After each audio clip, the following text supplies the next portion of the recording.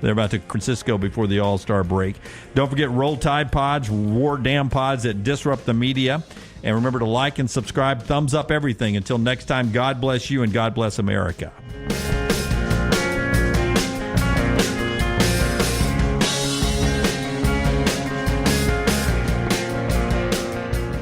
Just because you've quit going to the gym, it doesn't mean that you have to quit gym altogether. Dunaway, that is. With our Next Round podcasts open 24/7, 365, you can access gym anytime you'd like. While you may have done away with your treadmill routine, our version of Dunaway is standing by ready to get you back to your absolute best. Find all that lovely Jimmy D-led content on Spotify, Apple Podcasts, Google Podcasts, and in the podcast section of nextroundlive.com. This message is sponsored by Jimmy Crypto Inc. and Jimmy Crypto for President. Follow Next Round Live on Twitter, Instagram, Facebook, and YouTube. The social media team at Next Round Live will share the latest interviews and videos from UAB, Alabama, Auburn, and campuses all over the college landscape. You'll also get the latest highlights and news from the Next Round Live Daily Show. Jim, Lance, and Ryan will share their thoughts, and remember you can always see the old shows on the Next Round Live YouTube channel. Subscribe, like, and don't forget to comment. Turn on the notifications so you don't miss a thing.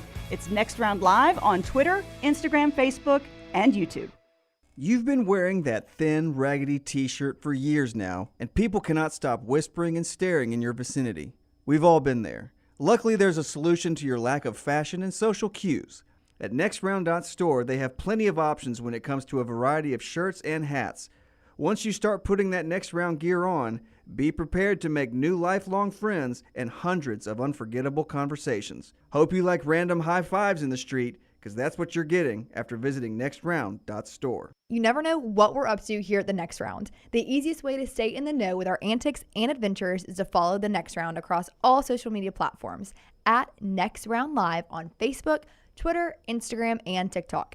Whether it's Dunaway sleeping in the studio, Tim and Lunceford breaking down the latest movie release, or Game Day Chronicles, we are here to keep you updated on the latest sports news while, of course, having just a little bit of fun. Follow at Next Round Live across all platforms to join in.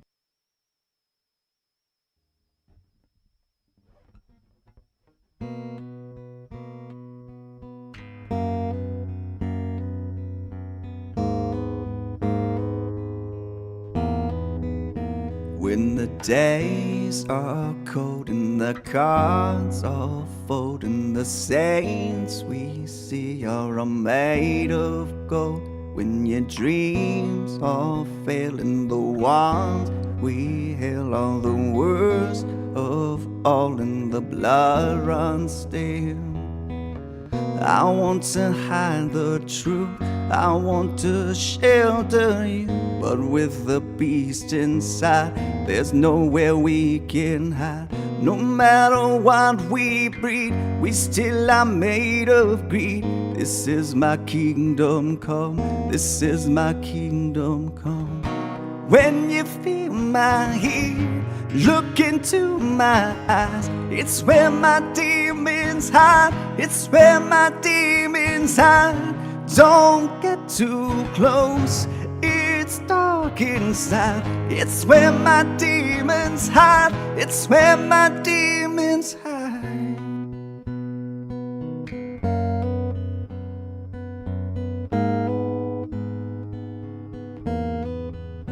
When the curtains call, it's the last of all. When the lights fade out, all the sinners crawl. So they dug your grave in the masquerade, and calling out at the mess you made. Don't wanna let you down, but I am hellbound. Though this is all for you, don't wanna hide the truth. No matter what we breed, we still are made of greed. This is my kingdom come, this is my kingdom come. Jim Dunaway, Lance Taylor, Ryan Brown, and Rockstar. Live from the Birmingham Racecourse Casino Studios, The Next Round, presented by Bud Light, is on now. Good morning to all you in the chat room already over there. The MyBookie.ag chat room fired up and rolling along. We got Wimbledon. It's not a quad box. It's when you got 6 boxes. That's a sex box. What now? Sex. What? It was sextuplets. Sextuplets. That's 6, right? I gave up Wimbledon when HBO gave up on Wimbledon. Oh, wow. It became easier to watch and you gave it up. We are here live today on a Tuesday, back tomorrow live on July 3rd, off on Thursday and Friday, and then all next week leading to SEC Media Days. We'll continue our 40 and 40 countdown. We got some more conversation about college football, including later on Kalen DeBoer talking to our friend Simone Eli down in Mobile yesterday or 2 days ago. We also have more conversation about Texas and Oklahoma coming to the league. Jalen Milro with our buddy Connor O'Gara on his podcast with Saturday Down South, and a ton to get to. Don't forget Roback.com. I got a Roback shirt on today. Roback hoodie right here with LT. Use the promo code TNR20. TNR20. I can only wear this like a couple times a year. It's very festive. Yeah. Through generations, humans have stared into the galaxy wondering about the meaning of life. That's a lot. Deep trance right here. Roback is such a good product, though. I didn't know what it was 2 years ago, and I had a Zoom with a new client yesterday afternoon, and we were just talking about some of the brands that are on with us here, and I mentioned Roback, and he had never heard of it, and I was like, dude, you've got to get you some Roback. Yeah. Did you tell him you use TNR20? Oh, yeah. Heck yeah, use TNR20. Get 20% off that first order. I can't remember the quote from Feinbaum, but I saw it in a print form. Like, he was saying Texas and Oklahoma coming into the SEC was the biggest moment in conference history. And I forget his wording about it, but basically he was saying it was the biggest moment in Southeastern Conference history. And I love me some Feinbaum. Don't get me wrong here. And I'm not saying it's it was like one of those dumb debate moments from the other night. Which one, Jim? Yeah, just pick any Okay. one. I did not have sex with a porn star. I am you can't play. I've seen your swing. You're not an idiot. I just presidential debate. He literally said that. good. I just don't want to kiss the ring. That it is a big moment in the conference, and I understand what Texas and Oklahoma is. But my goodness, let's don't throw away 75-plus years of history of greatness in the SEC, but the fact that they're just joining the league and that it's the biggest moment in SEC history. Let us not forget this conference came up with the conference championship game. This conference came up with the BCS. This conference has dominated so many sports. This conference has the 2 greatest coaches in college football history, maybe even 3. I don't know how deep you need to go there to get to Neyland or Spurrier or those guys. Let's don't sit here and say it's the greatest moment in SEC history, the fact that Texas and Oklahoma is sliding into our DMs. I'm not going to pretend that I read this, I heard it, so I don't know the context. But I would say, though, that you could make an argument it is one of the most important moments in SEC history just from a monetary standpoint because of what those brands bring. I agree with you. This conference didn't necessarily need Texas and Oklahoma. This conference has dominated not only college football, but a good majority of the sports. It's got some of the blue bloods, the true blue bloods of college football. I agree with you on great coaches, great players. NFL draft has dominated every year. But monetarily, this is a big deal. I would like to ask the obvious question then, Jim. If this is, in fact, not the biggest moment in SEC history, what would you say is? I mean, but how important is it, Brown? I mean, to his point, where was the SEC going to go if they didn't have Texas and Oklahoma? Did they even have to expand? I'll go another moment, Brown. I think a big moment, and you guys in the chat room may disagree with me. I think a big moment is when the SEC negotiated with CBS and got a standalone 2:30 on a major network every week. Was going to be the biggest game in the SEC from Seattle to Miami, from New York to Los Angeles. I think that started to increase the SEC name brand coast to coast at 2:30 Central, 3:30 Eastern on CBS every week. You didn't have to wonder, is it going to be a Pac-12 game? Is it going to be a Big Ten game? Is it going to be an ACC game? You knew every damn week the biggest game in the SEC was going to be at 2:30 on CBS. That was a big moment in SEC history. No other conference has ever had that up until that point. I mean, it's going by fast in the chat here, but in the mybookie.ag chat, Pritch Law argues for the 92 SEC championship game. Pretty big moment there. I mean, huge. That is kind of what started this whole thing. Like, okay, we can have a conference championship game. Well, okay, maybe we could not just have all these bowl tie-ins and the best two teams could meet. Okay, maybe 2's not enough. Let's have 4. Okay, well, maybe 4's not enough. Let's have 12. I mean, that kind of started. It all started with the conferences saying, why are we not playing a conference championship game? But it was that's a good way to make money. No, the SEC was the very it was the SEC and Roy Kramer and the people down there with Mr. Womack and all the other folks who were down there who came up with the BCS. They did the math. They made it work to where we could actually play for a championship every year starting in 1998. That's what I was going to argue. The creation of the BCS was really spearheaded by the SEC, and that changed everything. Well, I think the ultimate flex for the SEC, and you can make an argument this was the greatest era, when they won 7 straight college football championships from 06 through 012, and during those 7 years, they had 3 basketball championships, Florida 2 and Kentucky 1. Yeah, that's so a good era. You think about of the 14 championships, the SEC had 10 of them. I mean, and all 7 in football. I know I'm coming off hard on Texas, horns down on one video and this and that. I'm glad they're in the league. It's going to be so much fun having Texas and Oklahoma in the league. I don't want to go out to Dallas and be scorned by Greg Sanki, the commissioner, saying, Jim, why are you not on board with this? I'm excited they're here. It's going to be so much fun. It made the conference better. You can't deny it. Two more great games in every sport. No matter what sport it is, it's 2 more great games every week. But I am tired of it sounding like it is the greatest moment in SEC history. It is a great moment. It is not the greatest moment. We've had many great moments. We're going to have more great moments that do not involve Texas and Oklahoma moving forward. It's an unbelievable league that is only getting better, but it's not the greatest moment in SEC history. I will tell you, man, and you guys have seen this floating around, and different people are talking about it, how much more success Oklahoma really has had in football than Texas. Oklahoma fans are relatively quiet coming off a 10-win season. I mean, the Texas fans are going to become unbearable, especially if they're as good as Joel Klatt believes they will be this year.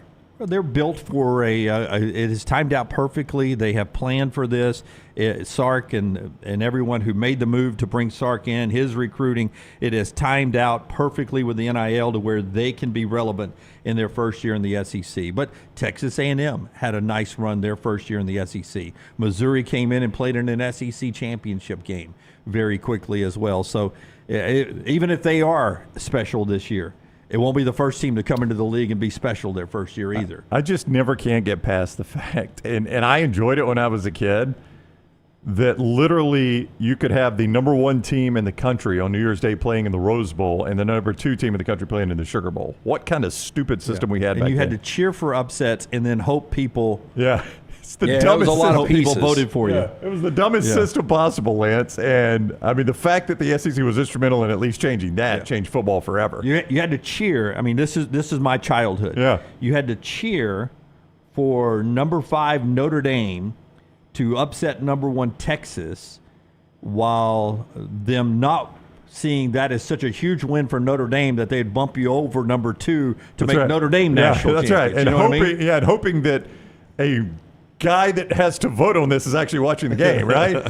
It's not like, the winner on the field is going to be your national champion. No, the guy that's at the Pullman Times-Journal has to be awake and watching to vote you number 1. Yeah. What he's not hungover and throwing up from New Year's Eve. Know, what a stupid How long system. did it take to get the final result to the final poll on the wire? Oh, it was you tell the story about Herb, right? January 2nd. I mean, Channel 6 here in Birmingham, Alabama is celebrating 75 years. Herb was on this morning up in Birmingham, here in the Birmingham market. We should have got Herbie to drop by. Yeah, come on by, Herb. He and Mike Royer were there. They had old pictures from, I think, 1979 from the news set there. But I remember it was either after 78 or 79 on January 1st. Herb was on the Country Boy Eddie show at sunrise waiting for the AP ticker to kick out the AP poll whenever they had it tabulated. What was the interaction between Country Boy Eddie and Herb like? Did he call him Country Boy or did he call him Eddie? What do you call him? Hello, Eddie. I think Herbie called him Eddie because they were friends. But Country Boy Eddie, and he'd always be playing that guitar even when he was talking. He'd hit a chord So, Herbie, why are you in so early? Well, Eddie, I am here waiting on the 8 people. So we're going to find out if Alabama is the national champions. Yeah. Sweet Home. I don't even know if Sweet Home was a song yet. So he comes in and he's like, ladies and gentlemen, Alabama is Just number off one. the wire. Yeah. He did one of these like I do. And that's where I got it from, Herb. Yeah. I'm reading right now, Alabama with 67 first-place votes is your national champion. How about that? And then they played the banjo. I mean, think about that dumb system. It What was a dumb. stupid system we had. And we loved it, man. Yes. We thought it was the greatest thing. And then you see something else, you're like, oh, this is the greatest thing. SEC changed it. So it's great. Welcome, Texas and Oklahoma. It's great. How different would the narrative be, though, if Texas would have lost that game to Kansas State in overtime? Because they don't get to a college football playoff. That's a good point, yeah. They're coming in as a 10-2 team. And the very next week, they beat TCU on the road by 3. Yeah. It wasn't like it was a dominant run from Texas last year. You just wondered one more loss outside of Oklahoma, and I don't know. People are talking about this team coming in and dominating the conference. We'll see. Before we tell you about several of our great sponsors, Joe Theismann on the show in the next segment. We'll talk to Joe. And a little bit later on, Clay Travis is with us. The show being brought to you today by our friends at the Urology Centers of Alabama. We'll get to our 40 and 40 team in this segment, by the way. So coming up right after I tell you about Urology Centers of Alabama. Hey, as you get a little older, you want to start staying on top. Prostate health is so important, man, right? Start worrying about that prostate enlargement and the things it can do, and then prostate cancer. Stay on top of everything at Urology Centers of Alabama. It's so important that you get sort of a level when you're in your 30s, so they can track that 30s to 40s, 50s, 60s, so they can monitor the change, which can be an early indicator to some problems. 16 locations around Central Alabama. Make your appointment today, 205-930-0920. 930-0920, urologycentersalabama.com, urologycentersalabama.com. Again, 16 locations. Urological health, so important. Check out our friends at Urology Centers of Alabama. Before we get to the 40 and 40, always welcome in the chat room, the mybookie.ag chat room. Always welcome to call the show as well, 205-734-0923. That'll get you on the johnsonrv.com hotline. We did have some drones at the unveiling of Texas and Oklahoma in the championship. Drones are the new fireworks of the future. What's the ice cream that's the ice cream of the future? Dippin' Dots. Yeah. Dippin' Dots. You like those still right there? Oklahoma last night, as they come into the league, these are drones now. That was not impressive. The Texas one, much more impressive. Yeah. Here's the Texas one. They actually make the hook 'em horns in the sky above the Austin skyline. That's a lot of drones. That is a lot of drones. That's pretty good work right there. That is good work. Is it better than the laser light show at Stone Mountain back in the day? I never saw that, Brownie. Did you? Oh, wait a minute. We had a color change. Time out now. Whoa. They're dropping fireworks now. Now, what would be awesome if Jackson now, that's Arnold... the greatest moment in SEC history right there. Jackson Arnold rolled out and threw a football right through that. What would happen to those drones? Busted up the drones. Yeah. I mean, that is everyone's telling me, though, I didn't know you could shoot the fireworks out of the sparkles out of the drones, because I was being told drones were going to be the fireworks shows were out, drone shows were in for July 4th. That'd be so much better because there's no noise, right? That's a little cool there. I like that. I think you get a little hum. I love old Lance. Old man Lance. There's no noise. Love these. I mean, fireworks can become racket. When you got 3 or 4 different sets of kids around the neighborhood, and somebody's got black cats, and somebody's got bottle rockets, somebody's got Roman candles, and it's just all over the place. Never synced up either. It's just like boom, boom, boom, boom, boom. I can't really say it because I did it. I did it nonstop as a kid. Yep. We have one neighbor. Never blew leaves, though. One neighbor at our old house was always the one that he would go spend a paycheck on those things, and he'd go up in the circle and pop them all night long. I remember you guys have heard me talk about the Flints. I remember we had a bottle rocket war one time. I used to do those all the time. Did you have a Roman candle war? So we would do Roman candles a little bit, but we had like set pipes that we would shoot the bottle rockets out of it, so you could actually have pretty good aim, so you could actually hit somebody. But one of the Flints landed one on a house, and it was in the gutter with a pine straw, and it started a small fire. The fire department had to come out. It would scare me because I'd go out the next morning on January 1st, and you could just see all the residue from him firing just up the street in the circle. Some of the things were down in my backyard, and I was like, Very easily could have been a fire last night. So they came, a gross of bottle rockets, I think it was 144. I don't know if you guys ever did this, but we'd put them in a bag and just light a match. Oh, yeah. And just watch, Apocalypse Now. This is going to seriously tell you how old I am, but did you ever shoot them out of the glass Coke bottle? Oh, yeah. That was the perfect thing for the bottle rocket, because you would pull the fuse out so that the fuse was resting on the lip of the bottle, and that's how you lit it. And that's why Coke designed it that way. Well, that's why it was called the bottle rocket. Yeah.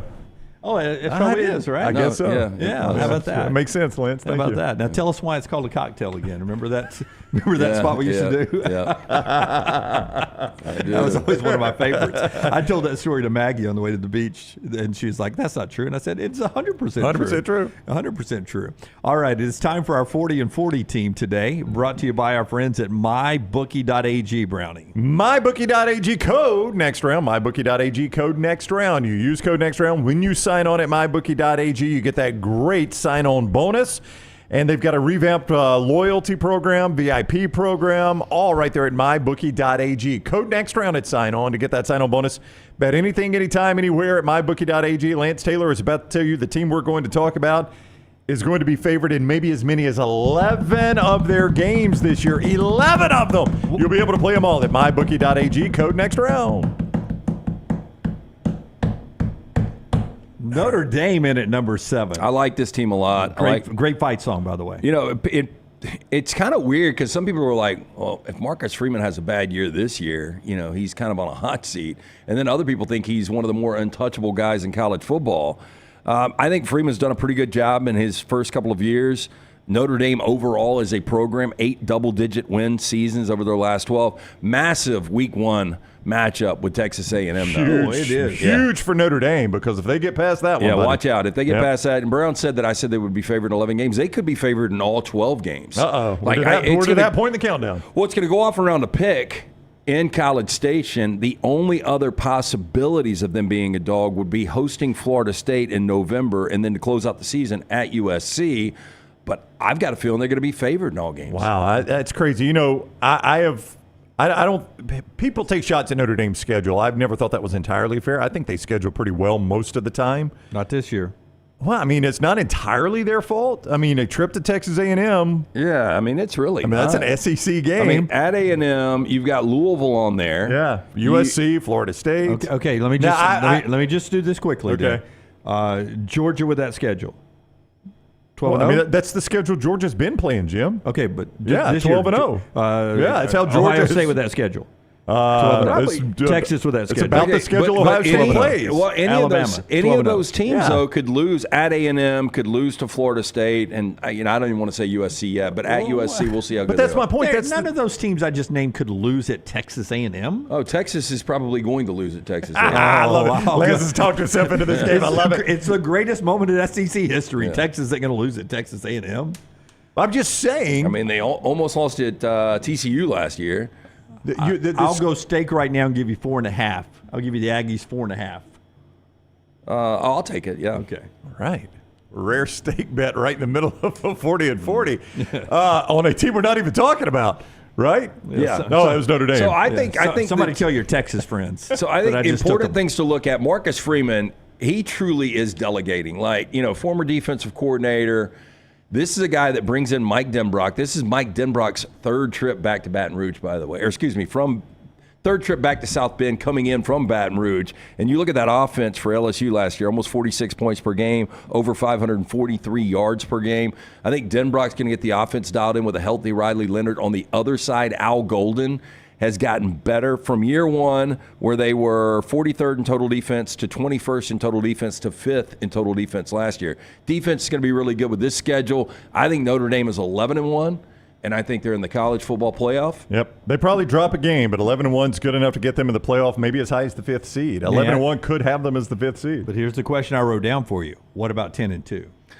Who are the two? Yeah, it depends on these teams, who's ranked, how the losses were, a lot of different things. If the two are A&M and Florida State, your only impressive win is going to be USC, and that's going to depend on USC being any good, which is right now unknown, right? Yeah. Is that schedule good enough to get you in one of those spots?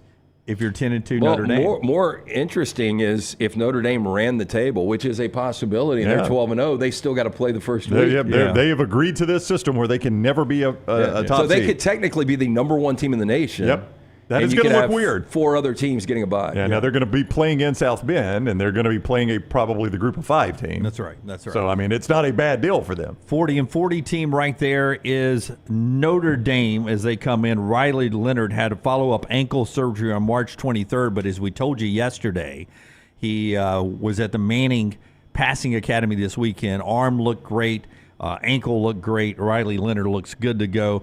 Only 3 true road games this year for Notre Dame. Schedule sets up, roster sets up, playoff type season. Voted number 7 in our 40-40 countdown by you guys, 94 of you in our 40-40 countdown, brought to you by our friends Brownie at mybookie.ag. So Lance just told you, maybe favored in all 12. You can play all 12 of those games when they roll around at mybookie.ag. Bet anything, anytime, anywhere. Mybookie.ag, code next round. mybookie.ag, code next round. So you mentioned the 3 true road games, which you've got A&M, you've got USC, and then you've got Purdue. Are the other 9 games all in South Bend? No, they're neutral sites. Yankee Stadium. Okay. And Georgia Tech, they play at Mercedes-Benz. Navy, they play at MetLife. I got you. Okay. Yeah. And there'll be like more Notre Dame fans in Atlanta No than doubt. Georgia Tech fans. Those will be home games. Yeah, so it's that's what Notre Dame is. National brand still here in 2024. We'll talk to the great Joe Theismann when we come back, scheduled to be with us in the next segment as we continue a little Notre Dame and college football talk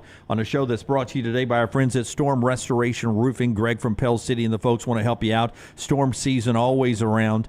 Say a little prayer, by the way, for those in the Caribbean and then on the coast of Mexico and other Central American countries down there as that Cat 5 hurricane now starts to move and make landfall in some places. Storm Restoration Roofing, not only sending prayers out to them, but when storms hit your home, they're there to help you out. 205-542-3531, 542-3531, or just look up Greg from Pell City on Facebook. A+ rated with the Better Business Bureau. Insurance companies trust him. He will fight for you to get the best payout possible. And he's just a great guy to work with. A father of 10, he understands what it's like in life, taking care of your most prized possession, your home. He'll help you out. 205-542-3531 at Storm Restoration Roofing. Follow Dunaway on Twitter and Instagram at jimdunaway. A legendary coach once said, "It's not the will to win that matters. It is the will to prepare to win." Hi, I'm Bobby Humphrey, Vice President of Business Development for Bryant Bank, and I can tell you that our Bryant bankers have the dedication and the experience to put together a financial game plan that is right for you. At Bryant Bank, we specialize in community banking and offer personal and business loans, checking and savings account, mobile banking, and treasury management services. Stop by one of our 18 offices across the state of Alabama to find out what unbeatable service and legendary results are all about.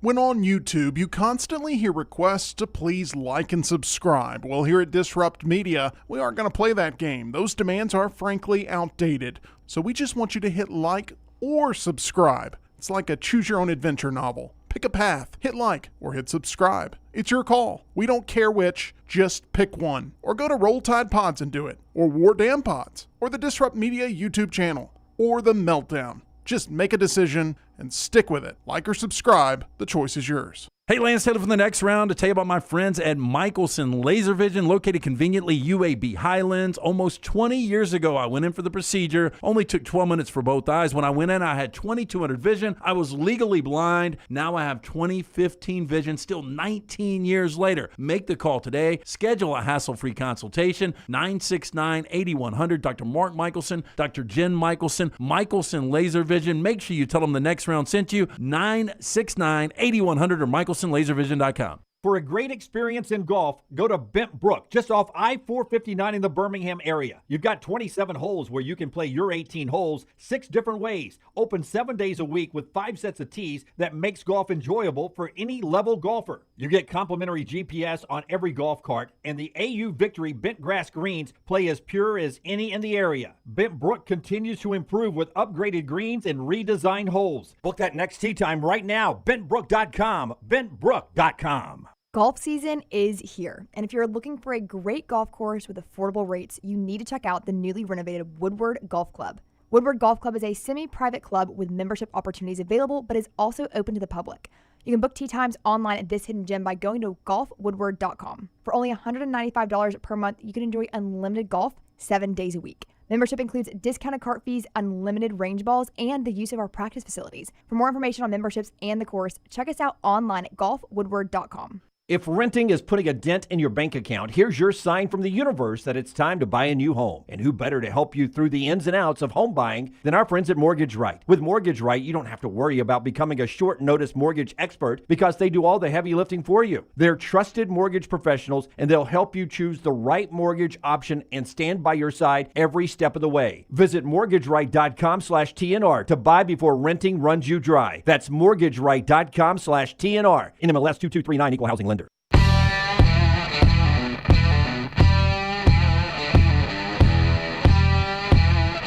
We'll talk to Joe Theismann in just a second when he joins us. The show today being brought to you by our friends right there at Odie's, getting ready for another big trivia night coming up on Wednesday night, LT. Yes, every Wednesday we'll be at the Crestline location. Rockstar, you think anybody be out the night before a holiday? Past 6 weeks have just been beyond. They have been crazy. Yeah, it has been. It should be a great festive atmosphere, though. Join us tomorrow night at the Original in Crestline. Of course, the newest location in Edgewood. You can get by either location, enjoy great lunch or dinner, ice-cold beer buckets full of the Bud Light. Get in and see Will Haver and that great staff. It's a Birmingham institution. It's Odie Stabman. We always enjoy talking with former Notre Dame great and NFL quarterback Joe Theismann. He joins us now on the JohnstonRVCenter.com hotline as Notre Dame is our preview team and our MyBookie.ag 40 and 40 today. Welcome in, Joe. How are you? I'm good, guys. How about you? Happy summer. Hope it's not as hot where you are as where I am. Well, I don't know where you are, but it's going to be hard. Unless you're I'm in Memphis, so we've had yesterday was 90. Days before that, it was 100. So, yeah. Yeah, about the same. I would say good golf weather, but you got to dress properly. Anyway, any weather that's not raining is good golf weather. Actually, Joe's in the you're playing out at Lake Tahoe coming up, right? The American Century. I am. American Century Golf Championships. Yeah, as a matter of fact, we get something, if I can take a second to talk about something that's really cool going on. We have it's called the American Century. It's the American Century Fantasy Golf competition, and you can log on to www.accfantasygolf.com. And what it is we're broken into 5 groups. The participants are in 5 groups based upon their ability to play, and I'm in the middle. At least so far I am. I'm not fallen yet. And what you do is you get a chance to pick each of the 3 days, the 12th through the 14th is the tournament, and you get to pick your team of the 5 that are there. If you win the whole thing, you wind up with 2 tickets to next year's event, plus you get a $10,000 prize to donate to the charity of your choice. You can change teams, you can change players each day if you'd like, and if the winner of each day also gets 2 tickets to next year's tournament. So it's www.accfantasygolf.com, and it's available now. You can log on and check it out and see who you want to put on your team and have some fun. And we'll be on NBC, Peacock, and the Golf Channel over the period of time. So it's always a lot of fun. This is my 34th year. This is our 35th year. It's my 34th, and I have finished in the top 10 a couple times. But I hate to say it was a few years ago. Well, our buddy Barkley just raves about the event and how much fun it is. Like it is so great. It is. I mean, the way American Century puts on the classiest tournament of all celebrity tournaments in the country, going away. I mean, they really understand it, and the guys love it, and the gals love it. I mean, Annika Sorenstam just continues to, threaten everybody because she's so good, and Catherine Tappan will be there, and of course Charles, Josh Allen, Tony Romo, the list goes, Vinny Del Negro, the list goes on and on and on of people from the world of entertainment as well as the world of athletics. And Larry the Cable Guy, Larry's been working on his game. I've been texting him. He started out in the mid '90s. He's right about lower '80s right now. So he's rolling. Oh. Yeah. Hey, yeah. Joe, before we get into Notre Dame, just a couple of things I wanted to throw out there. You had the successful transition from the field to the booth. Tom Brady's about to make that, at least he's going to make that attempt this year. How do you feel about Tom Brady in the booth? I'm curious. I'm very curious. Certainly Tom has great knowledge of the game. But when it comes to being in the booth, it's different than almost anything you've done because there's a discipline that you have to have. You have to allow your play-by-play guy to do their job. You don't have to do everything, basically. And you have to be succinct and concise in what you're trying to analyze because you don't want one explanation to run into another play and then another play, and it turns up just being a stream of endless information, and all of a sudden the game is going on. The most important thing to understand, and I didn't learn this in the beginning, but I learned it as time went on, is the game is the most important thing. And all we are is garnishment to a great meal. And so you want to bring insight as to, why things happen. I call it what and why. And this is, if I had a chance to talk to Tom, I'd say people's eyes are going to tell them what they're seeing. Our job as analysts are to tell them why it happened. And he has great insight and, great knowledge. And now it's a question of how can you share that knowledge in soundbite? And so I'm very curious. I certainly based on information and stuff and listen to interviews, we know how candid he is. If anybody has seen the roast, heaven help him, but it was something else. And of course his speech at the retiring of his jersey was fabulous. So I'm curious to see how he's going to do, how he fits all of that into the short time frame that you have to explain things. Your Joe Theismann is with us on the JohnstonRVCenter.com hotline. Your crew, it remains one of my favorites with Mike Patrick and Paul McGuire on the Sunday night game. And what set you guys apart, I thought, is you were able to have fun. Paul McGuire, you just had a good chemistry. Mike Patrick, y'all had a fun chemistry. But that didn't become the focus of it. Like the game still felt like you guys are calling a game, but you're having fun doing it. It came across that way. And I got to imagine that's quite difficult. Well, once you build the chemistry, it's not, because everybody sort of knows that you don't step on one another. You give everybody a chance to say what they want to say. And, Paulie was the best. And Mike and I did stuff for years. I did ACC basketball when I first started in broadcasting. But the fun part is we all, I think, brought something very different to the table. Mike, held it together. He was the mortar. And then Paul and I would sort of play off of one another. And, Paulie, we'd sit in a production meeting, and Paul would take one note. And I'd have my notes, and I'd write them all down, and I'd transfer them onto my spotting board. So I said, Paul, why one note? We're in meetings with 5 players and 3 coaches and studying film and everything else. And he said, Joe, I want you to understand something. He was always lecturing me. He says, Joe, how are you supposed to listen to what people are saying when you're writing something down? And I went, Paul, that's the ability of the brain to separate things. You don't always write down stuff when people are talking.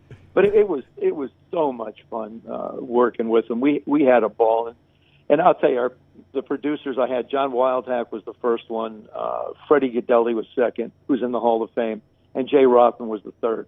They really, really were fabulous in understanding when to say something. Watch a broadcast, okay? Watch somebody new in the booth or broadcast, and they'll start a conversation and they'll stop. And what that is that's the producer or director talking in their ear while they're trying to explain something, because they're trying to listen to the director-producer and then trying to explain something. I get a kick out of watching all these games, and I can tell when somebody's talking to an announcer. No doubt. Yeah. Because they stop. They just stop, and it's like, oh, okay, now I got to pick up what I was doing. But we had a lot of fun. I enjoyed that experience and had a great time. I don't know if you ever got to see Mike Patrick at a blackjack table in a casino, but I did in the mid-'90s at the College World Series. He was dominating a table right across the river in Iowa. There were times I sat next to him. Trust me, I know the focus. Believe me. Michael he loved it. Hey, speaking of money, look, you're a former MVP. You won the NFL MVP back in 1983. I think in your final contract you were making $1.5 million a year as an NFL quarterback.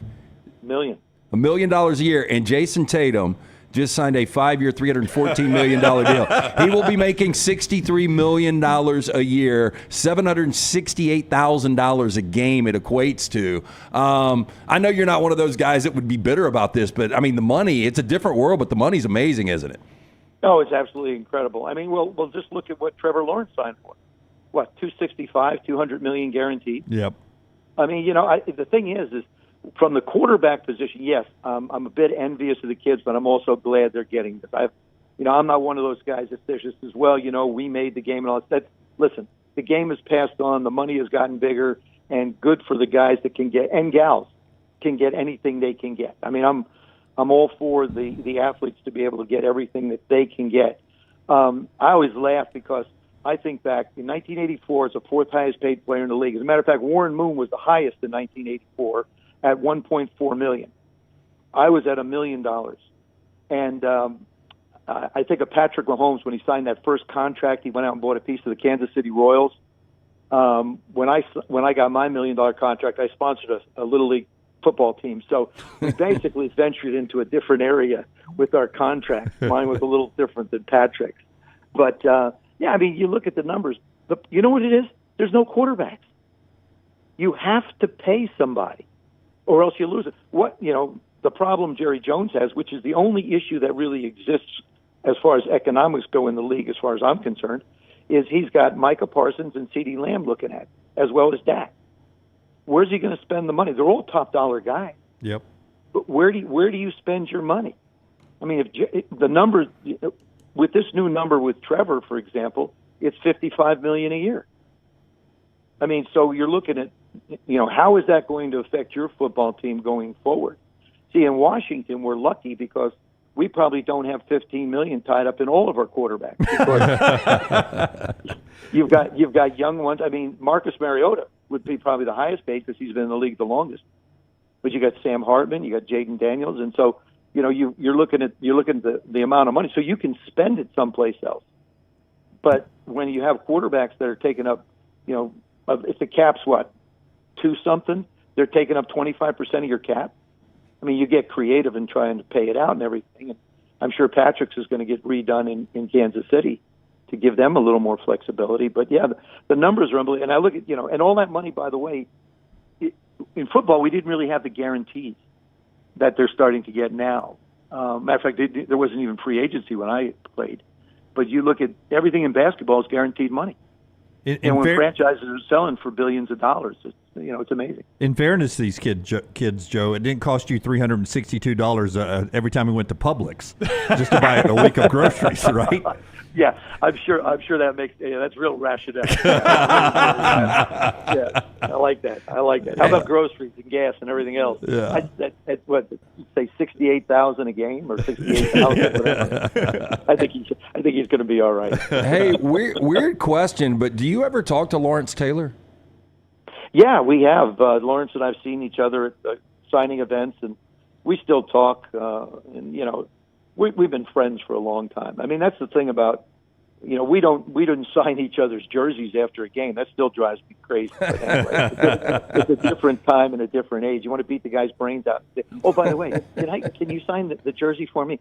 This is game worn jersey. This has value. I'll take it, hang it on my wall, all dirty and not laundered. Yeah, we do talk. Two things about Lawrence. These are true stories. First of all, my leg is broken on a Monday night. Tuesday morning, nurse comes walking in. She says, Mr. Mr. Taylor's on the phone. Would you like to speak to him? I said, yes, I would. And I get him on the phone. I said, LT, is that you? Yeah, Joe, how you doing? I said, not very well. He says, why? I said, why? You broke both bones in my leg, for crying out loud. He said, Joe, you have to understand something. I don't do things halfway. Got to go to practice. Talk to you later. Goodbye. Wow! Wow! So, but then there was another time when he had a bar up in Jersey, and back in the older days, players used to go and do radio shows and TV shows at different restaurants and places. So he invites me up about 4 years after the injury, and we're sitting there talking, and they played the injury behind us. Neither one of us looked at it, and I turned to him and I said, T, we're always going to be connected through this injury. We know how it affected me. It ended my career. How did it affect you? He said, Joe, I learned a great lesson that night. And no matter how great you are at what you do, it can be over in an instant. And that every day you have to get the most out of your practices. Every day you have to get the most out of life. Because there are no guarantees that there's going to be a tomorrow. And I thought that was very prophetic.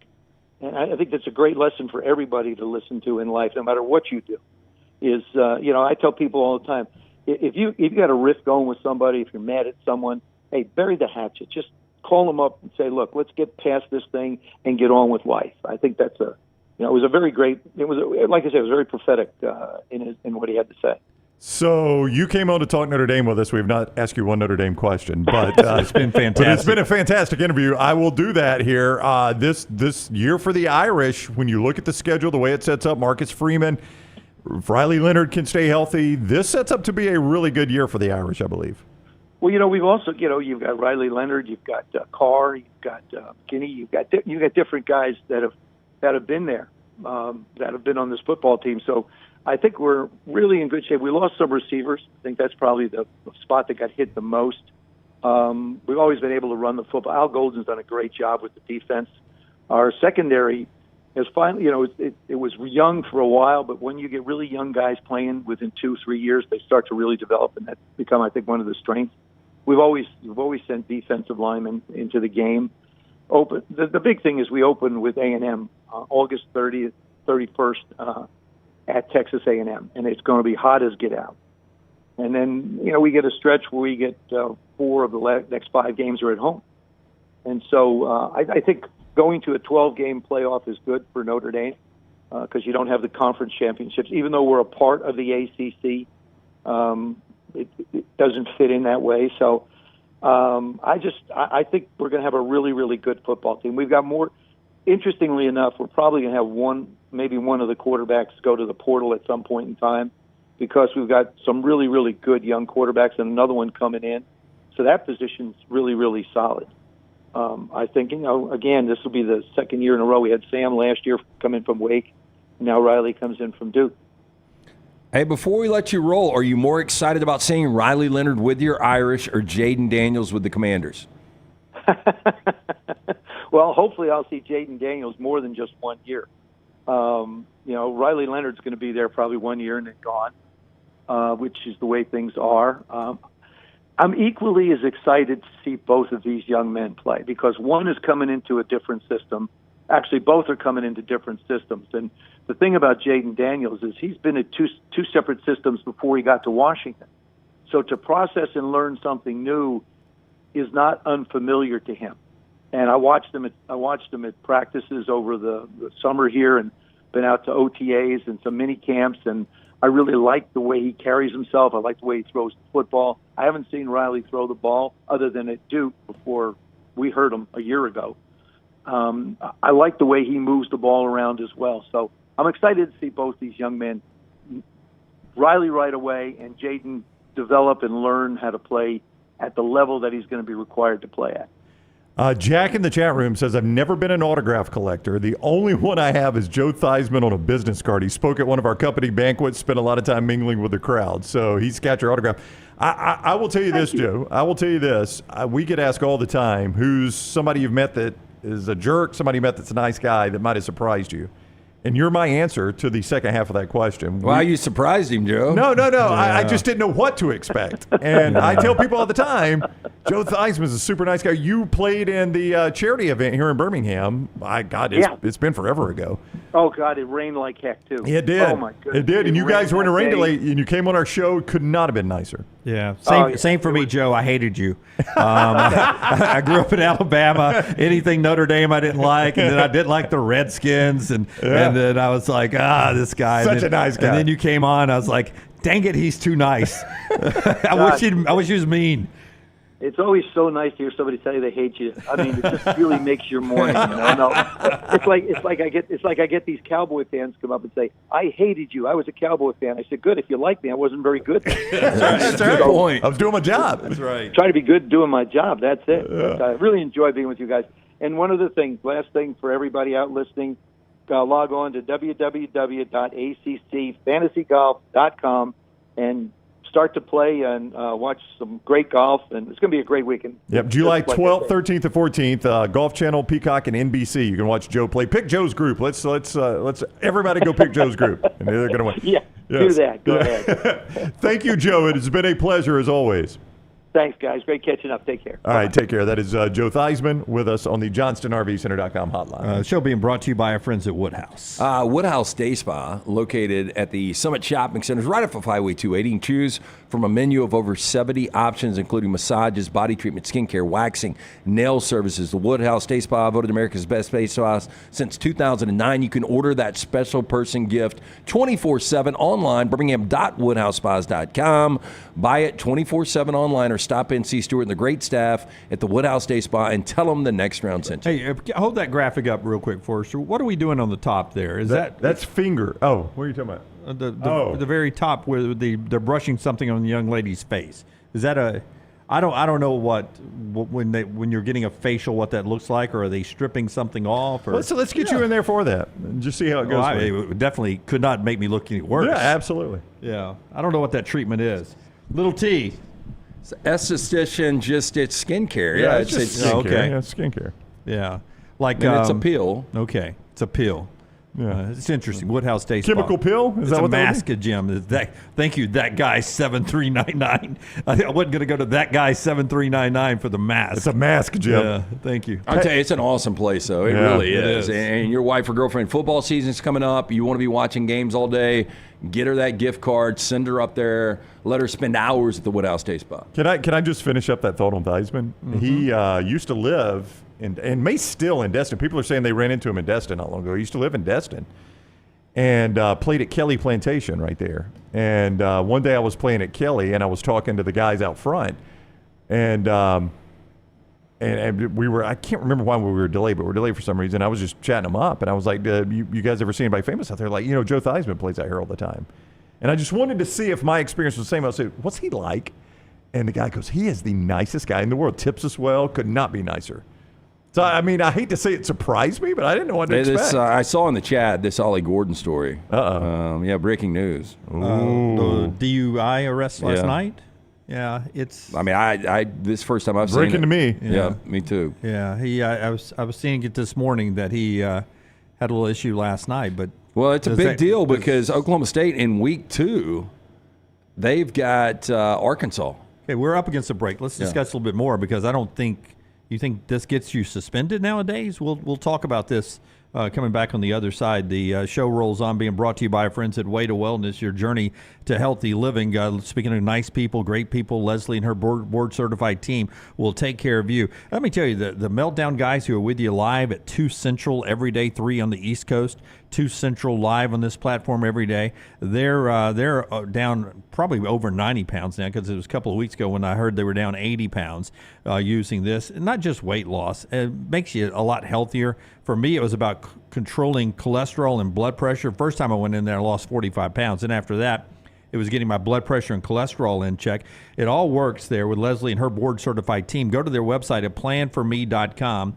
Planforme.com, and you'll find out there's no contract, no sign-up fees, and that first consultation that you see the guys going through right there is absolutely free. They have a lot of different things other than just food bars and food plans that can help you with your weight loss journey too, but do it healthy and do it with them right there. It is Way to Wellness, your journey to healthy living. More college football conversation when we come back. Call the next round now at 205-734-0923. This hour of The Next Round is presented by the Birmingham Racecourse Casino, now featuring 7 days of giveaways with your chance to win a share of up to $125,000. The more you visit the Birmingham Racecourse Casino, the more chances you have to win. Want more of the show? Download the app or visit nextroundlive.com for the latest podcast, The Mystery Fifth Hour, our Not For All Ages podcast, The Last Call, and the entire Double Down Media podcast family. All at nextroundlive.com and on the Next Round app. Hey, Lance Taylor from The Next Round to tell you about my friends at Michelson Laser Vision, located conveniently UAB Highlands. Almost 20 years ago, I went in for the procedure. Only took 12 minutes for both eyes. When I went in, I had 20/200 vision. I was legally blind. Now I have 20/15 vision, still 19 years later. Make the call today. Schedule a hassle-free consultation. 969-8100. Dr. Mark Michelson, Dr. Jen Michelson, Michelson Laser Vision. Make sure you tell them The Next Round sent you. 969-8100 or Michelson. LaserVision.com. There is no better place to watch your favorite sporting events and enjoy great food than one of the 3 great Birmingham locations of Walk-Ons. The TVs are everywhere with your favorite sports, and the menu is second to none. From the great appetizers like the waffle cheese fries to the Avery Island salad, handhelds like the all-new chicken bomber, bistro specialties with a special taste of the Bayou, the amazing hand-patty burgers, the great po' boys, and the specialty drinks. Visit any of the 3 great Birmingham locations of Walk-Ons: Greystone, Stadium Trace and Hoover, and the brand new location in Trussville. Bryant Bank, member FDIC, equal housing lender. Every day, someone is ridiculed and mocked for the clothing they chose to wear. It's a harsh reality we all must face. But you have the chance to change all of that with one visit to nextround.store. For just a few minutes of browsing, you will observe so many clothing options, from hats to hoodies to t-shirts. Please, for yourself or someone you love, go to nextround.store and embrace the warmth of true attire. For a great experience in golf, go to Bent Brook, just off I-459 in the Birmingham area. You've got 27 holes where you can play your 18 holes 6 different ways. Open 7 days a week with 5 sets of tees that makes golf enjoyable for any level golfer. You get complimentary GPS on every golf cart, and the AU Victory bent grass greens play as pure as any in the area. Bent Brook continues to improve with upgraded greens and redesigned holes. Book that next tee time right now. BentBrook.com. BentBrook.com.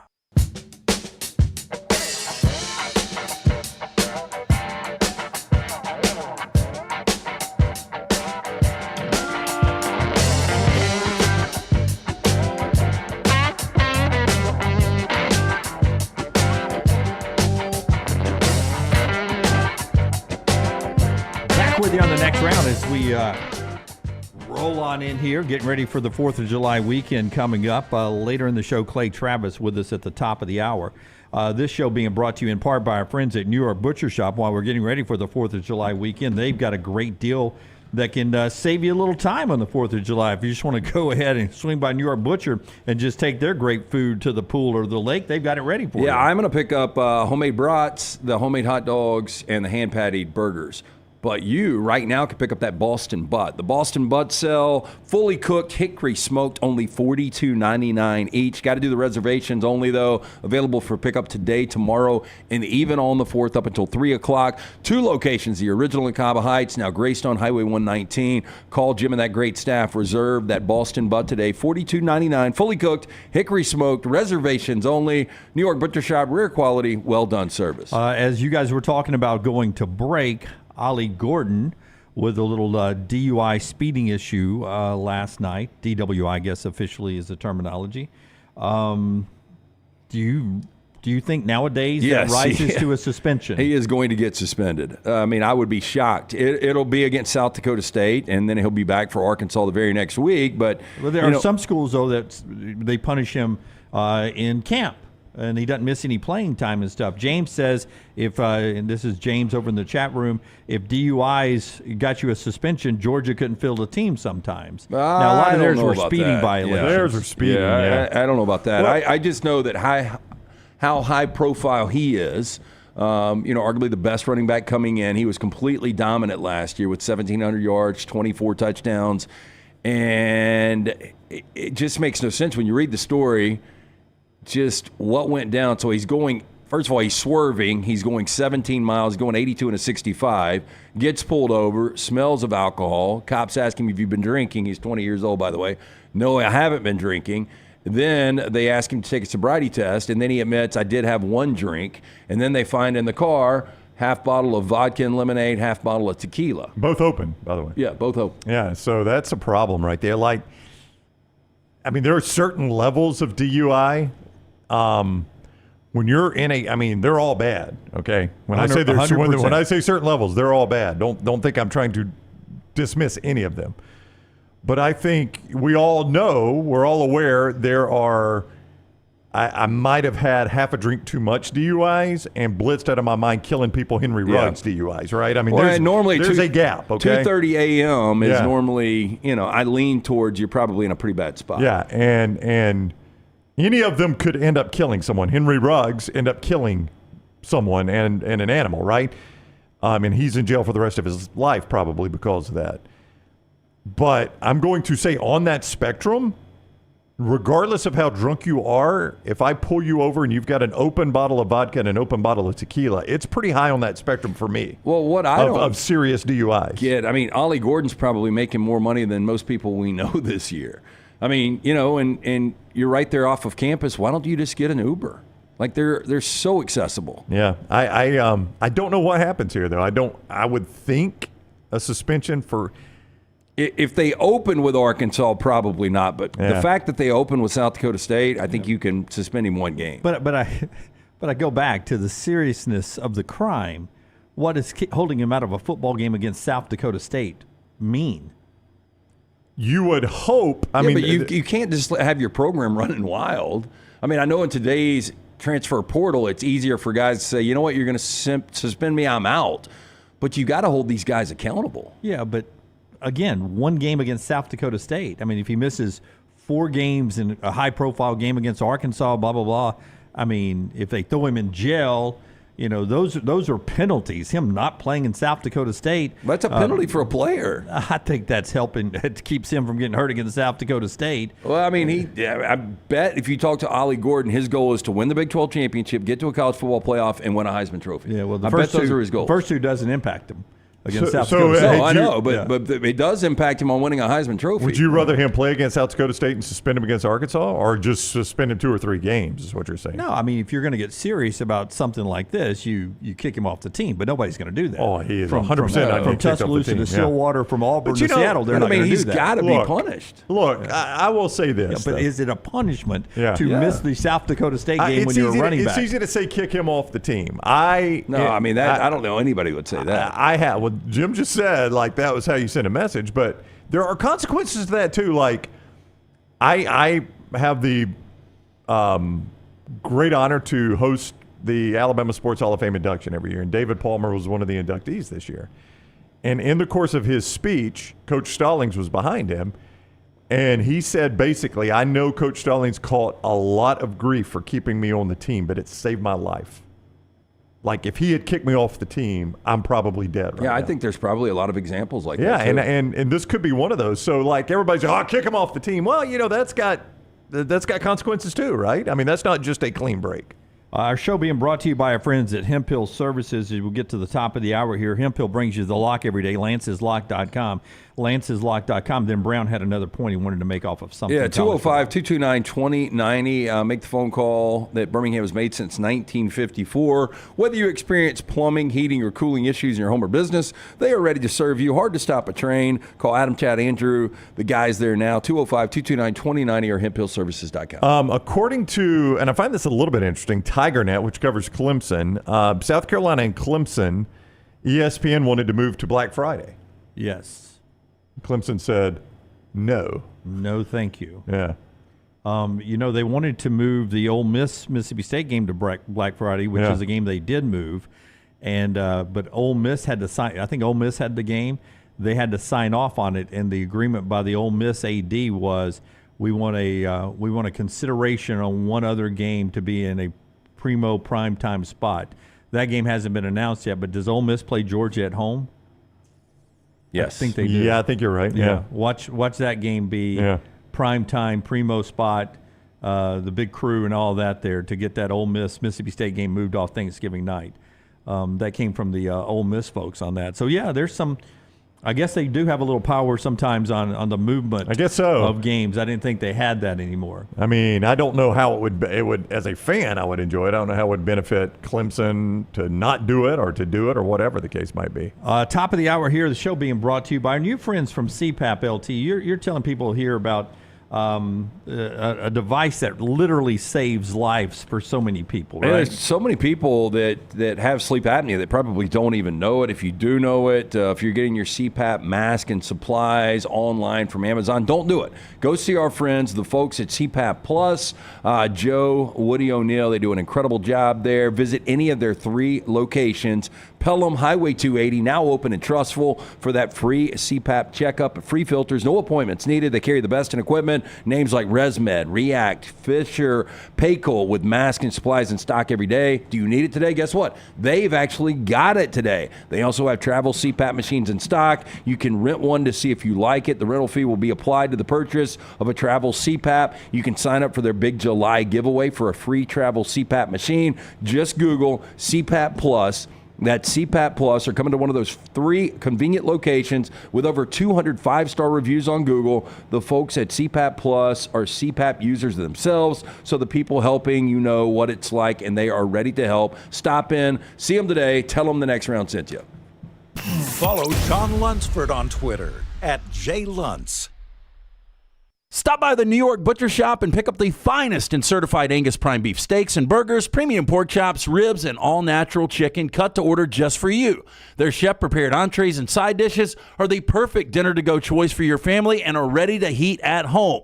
With a great selection of fine wines and desserts, the New York Butcher Shop is your one-stop dinner shop. 2 locations to serve you, Cahaba Heights and on Highway 119 in Greystone. The New York Butcher Shop, rare quality, well-done service.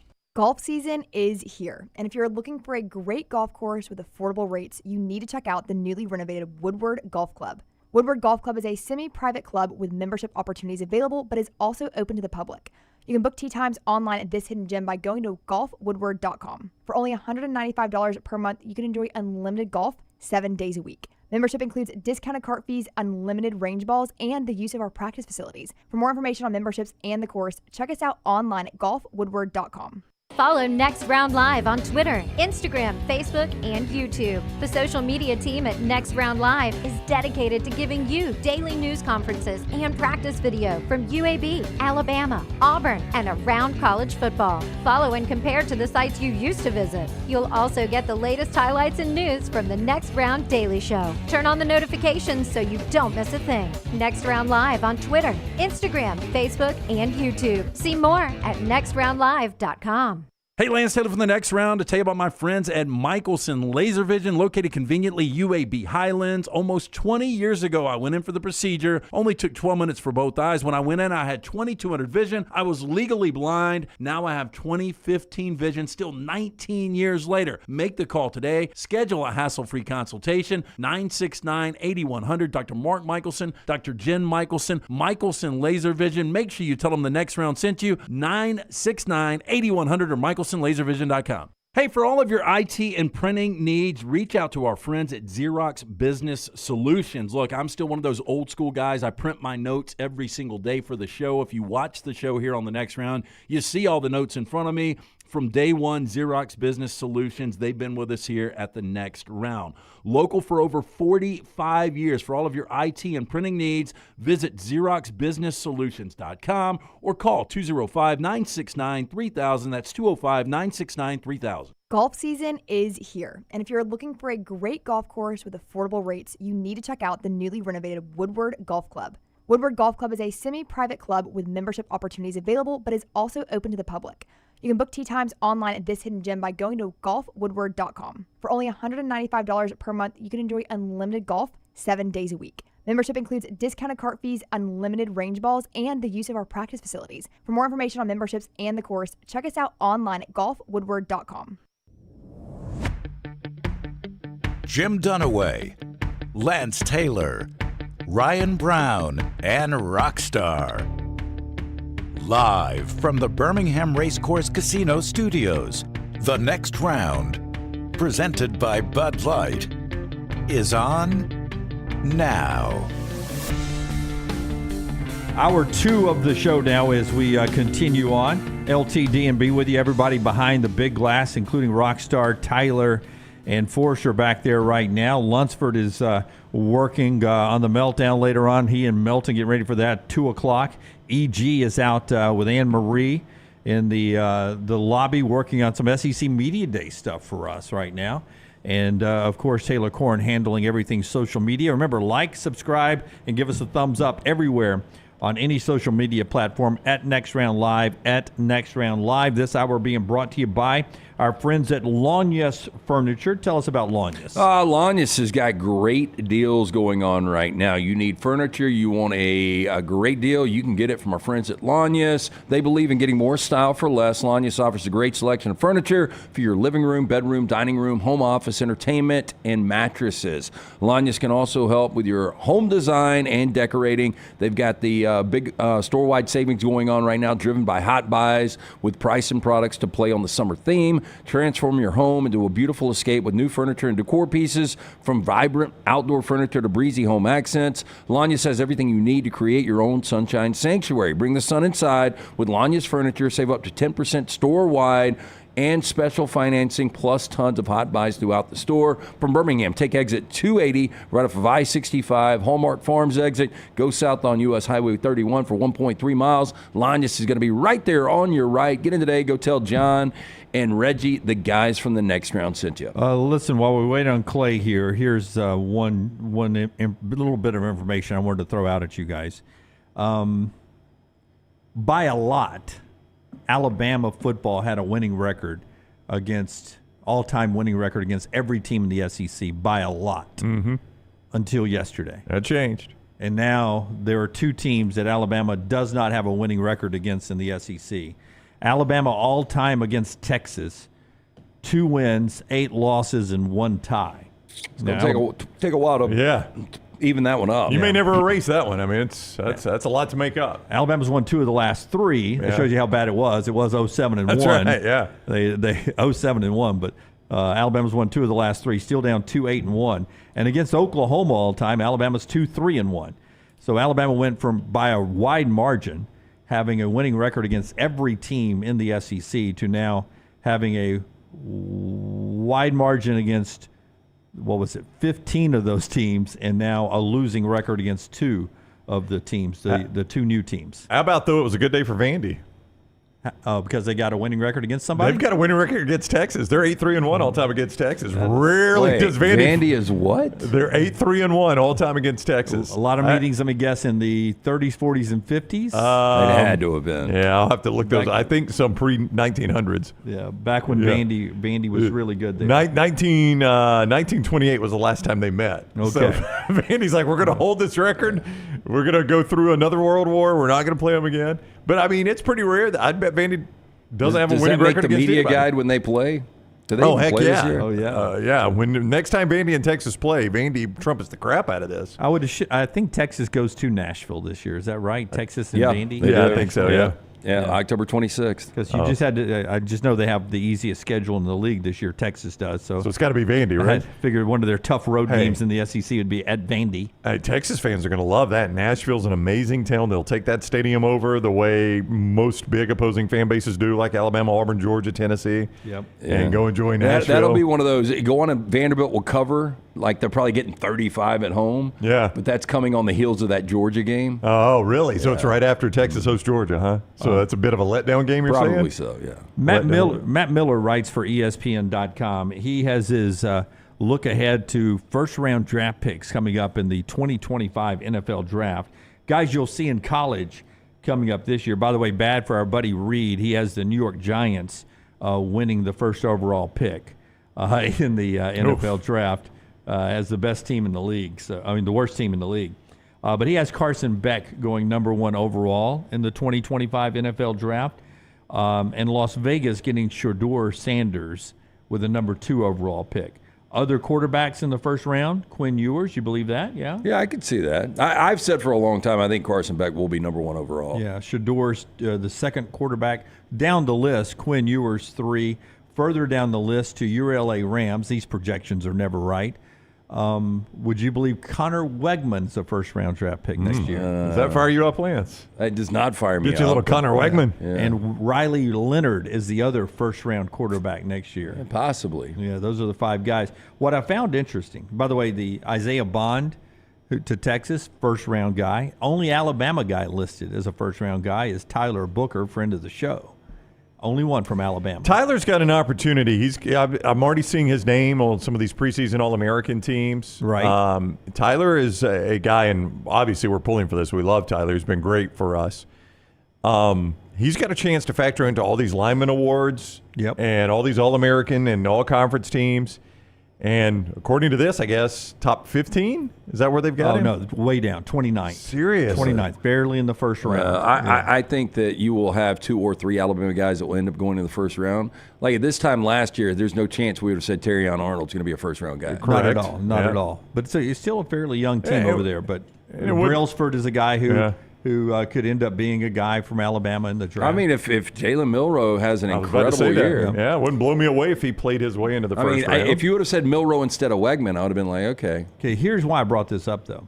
Because Alabama's only got one, and this is only one guy's projection, and it's not even before we played the season, so it doesn't mean a hill of beans. But I did find it interesting that only one Alabama player was on there. But here's what's interesting. Texas A&M, Colorado, Arizona, Notre Dame, and Oregon all have 2 players in the first round. Okay. I'll say them again. A&M, Colorado, obviously Travis Hunter is the other guy. Arizona, Notre Dame, and Oregon, with 3 first-round draft picks. Georgia, Texas, and LSU. No surprise there. Nope. No. And then Ohio State has 4 first-round draft picks. And I told you last week that Ohio State could have as many as 15 guys drafted this year. It's that kind of NFL depth on that Buckeye team going into the season this year. But interesting, Colorado doesn't surprise me because those 2 guys are superstars. But when you see a couple of Arizona Wildcats in the first round, it tells you a little bit about their talent. And you've been talking about A&M may be a little bit of a sleeper team in the SEC. I think earlier this week, did you say, maybe it was end of last week, that it could be 9-2 A&M playing 9-2 Texas? Could be, yeah. Yeah, that good of a team there at Texas. That's why, I think week 1 is going to be so interesting because, that really could decide for A&M and for Notre Dame whether or not they get into a college football playoff. Well, I mean, the scenario you're playing out for Notre Dame here, 9-2, I assume, 9-2, you're assuming one of those 2 is Notre Dame, right? Ooh, for A&M? Yeah, for A&M. If you've got them at 9-2 going into the Texas game, one of those 2 is Notre Dame, you think? Yeah. Man, they've got some tricky ones.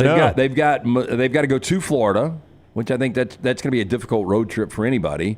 They've got Missouri at home. They've got LSU at home. They've got to go to Auburn before Texas. Yeah. So, I mean, there's some landmines on that. So it's not necessarily one of the 2 is Notre Dame. I'm just saying, if things break right, I think they could be 9-2 going into that game. Yeah. Again, the show being brought to you today in part by our friends at A+, the folks that we had a lot of realignment yesterday in college athletics officially. Yep. If you want to realign that kitchen or bathroom, our friends at A+ can take care of it. Absolutely they can. That is our guy Brad Bell. When it came time to redo the bathroom, the master bathroom in my house, my wife scoured the internet. She tried to find the best person for the job. She found Brad Bell, A+ Tile Home Remodeling. I'm glad she did. Terrific contractor. He came in and got our vision. He didn't try to sell a vision to us. He said, "What do you want?" And we told him what we wanted. He made it happen, and it looks fantastic. He specializes in master bath, kitchen, and master bedroom closets. That's what he specializes in. And that's important because that's where you get your money back when you go to sell your house, and you're going to really enjoy it while you have it there at A+ Tile Home Remodeling. They can do it for you. 205-422-1758. That is his number anywhere in Alabama. He's helped me. He's helped Lance. He can help you as well. Brad Bell, A+ Tile Home Remodeling, 205-422-1758. A+ Tile Home Remodeling. We can't get this phone thing figured out with Clay's phone, Rockstar. I mean, we literally, it is 2024. 4 times. It's 2024. And we don't have good enough technology that our call can get through to Clay because he's got some spam blocker on his phone. Yeah, I've told him to store it in his phone. I don't know. So I told him to call me.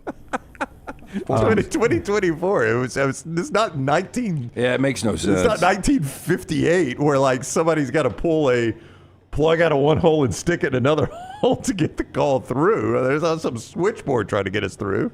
Kansas State picked up a rarity yesterday. They got a 5-star tight end.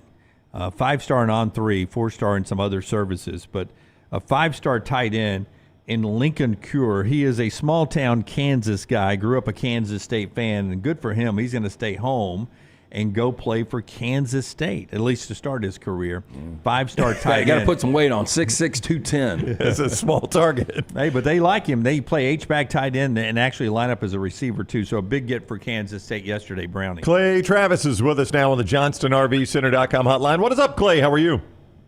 I'm doing well. How are y'all? Doing fantastic. Thank you for coming on. We started the show talking about a comment Feinbaum made, and it could have been one of those off the cuff that you're like, yeah, maybe I shouldn't have said it that way. I don't know. But he called Oklahoma and Texas entering the SEC the biggest moment in SEC history. He said that yesterday. Do you agree with that? Do you think that is accurate? Is it top 5, top 10? I mean, how do you quantify this? I mean, it's nowhere near the biggest moment in SEC history. I mean, the biggest moment in SEC history, I would suggest, is the actual founding of the SEC, without which there would be no SEC. Correct. So, I would suggest that July 4th is, for instance, the biggest moment in American history, because without it, there would potentially be no American history. And then, you can run through a lot of other dates after that. But, if you don't declare independence from the British, it's kind of hard to have a country. So I think the founding of the SEC, I mean, I hadn't really thought about the most important days in SEC history, but I think 1933, when the SEC was founded in Knoxville, Tennessee, still the capital of the SEC in my mind. I think that's got to be number one, because without it, there is no conference, and there are no founding universities, and there is no, whatever we're sitting at here 91 years later. There is no Texas and Oklahoma leaving to join the conference. I think there are a lot of moments. I would suggest to you that Steve Spurrier becoming a coach in the SEC is bigger than Texas and Oklahoma joining. If you look at what I would argue Spurrier wrought in terms of changing the culture of the conference and forcing the conference maybe to change the way it had played for generations, bringing in a more pass-heavy attack that I think was and is the heralding of so many championships. I would argue Nick Saban to Alabama is bigger than Texas and Oklahoma to the SEC. Some people may disagree with that, and we'll see what the later future of Texas and Oklahoma are. But I think Saban to the SEC raised the bar for everybody. And I think there's a really, fascinating book somebody could write on the impact that Saban had to the SEC in general that has nothing to do with national titles, because I'm one of the people who may be in the minority here. But I think Saban's biggest impact on the University of Alabama actually doesn't have anything to do with winning the titles. I think it's the degree to which he made Alabama an elite institution that people from all over the country were willing to go to. And I think that has translated across the entire SEC. I would argue with you that Texas and Oklahoma to the SEC isn't even the biggest impact for the SEC brand this year. And some people are going to say you're crazy. I think the way that SEC schools responded to anti-Israel protests on their campus, often with counter-protests that shouted down the students who were trying to protest in favor of Palestine, in favor of Hamas, actually is going to result in tens of thousands of additional applications to those schools from all over the country. And I wasn't anticipating talking about this, but, when I was a kid, and I bet you guys it was similar, you basically had to have a pulse to get into the University of Tennessee, right? I mean, it was not an elite academic institution that was difficult to get into. There are lots of really smart kids now that are not getting admitted to SEC schools. And I think a lot of parents and grandparents who went to SEC schools are kind of looking around like, what the heck? Like Ole Miss used to be the school that, if you were the dunce of the family and you couldn't get into your state school, and everybody, there's Ole Miss people out there like, yeah, that's right. Like you went to Ole Miss because your parents are like, well, Johnny's got to go to an SEC school somewhere. Ole Miss will let him in. And now it's even hard to get into Ole Miss. I went away to college on the East Coast, and even as recently as, when I was there, the late 90s, early 2000s, the idea that parents in New York and California would even think of sending their son or daughter to an SEC school was crazy. I mean, it was like, what are you talking about? Like those backwoods, lunatic Southern people. Like, there's no way we would ever send our kids there. Now they're all applying, and it's become difficult to get in. And I think part of that is I think the SEC on CBS has been big. I think the rise of social media. I think kids and parents saying, like, hey, I kind of want my kid to go to a school that has some form of traditional values, because I think that's in many ways that turned off whether you got kids at Columbia or UCLA. I think there are a lot of New York and LA parents that saw those protests against Israel and in favor of Palestine and thought, something is broken here. I don't want to be spending $100,000 a year, in some cases, to send my kid there. I'll send them to Georgia. I'll send them to Bama. I'll send them to Tennessee. So, I mean, I wasn't anticipating going in this direction, but I actually think all of those things are far more prominent. I think that's the reason why Texas and Oklahoma ended up in the SEC, because the SEC brand is so strong that those two strong brands were desperate to align themselves with the SEC. I think joining the SEC is better for Texas and Oklahoma than it is for the conference. And I'm not saying it's bad for the conference. I'm saying the conference brand is stronger than the Texas and Oklahoma brand. That's why they want to be a part of it. Clay, I think it's easy to make the argument Alabama and Georgia are the most hated programs in the SEC by other SEC fan bases right now. But how quickly does Texas get to the top of the list?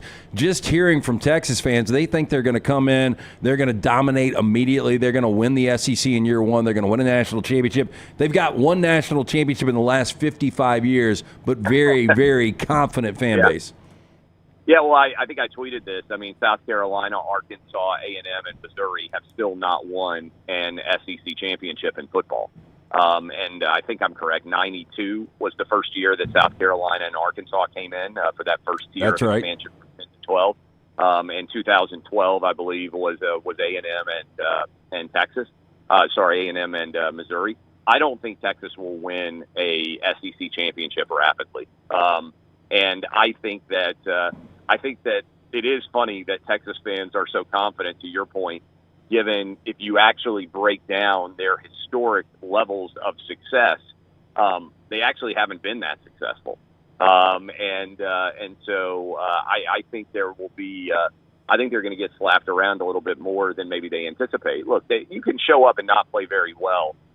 Typically, I know they lost to them, managed to do it, but you can show up and not play very well at Kansas or Texas Tech. And again, I know that Texas has lost to both of those schools. But I think they're going to be in for it a little bit. And I don't have the Texas schedule in front of me right now, and I know they get Georgia coming to Austin, and that'll be a huge game. I'm not so much worried about their ability to compete at a high level, but I think what they're going to find out is that you have to maintain a higher level of performance week to week in the SEC, because the drop-off is not as significant as it was in the Big 12. What did they beat Iowa State, like 50 years in a row or something, whatever the crazy stat was. There's Vanderbilt, but there aren't, other than Vanderbilt, I think that Texas is going to find out that there aren't very many bye weeks in the SEC. And I actually don't think it's going to be the Georgias and the Alabamas where they don't play well, because I think they'll get up and play at a high level, and they're obviously a very talented program.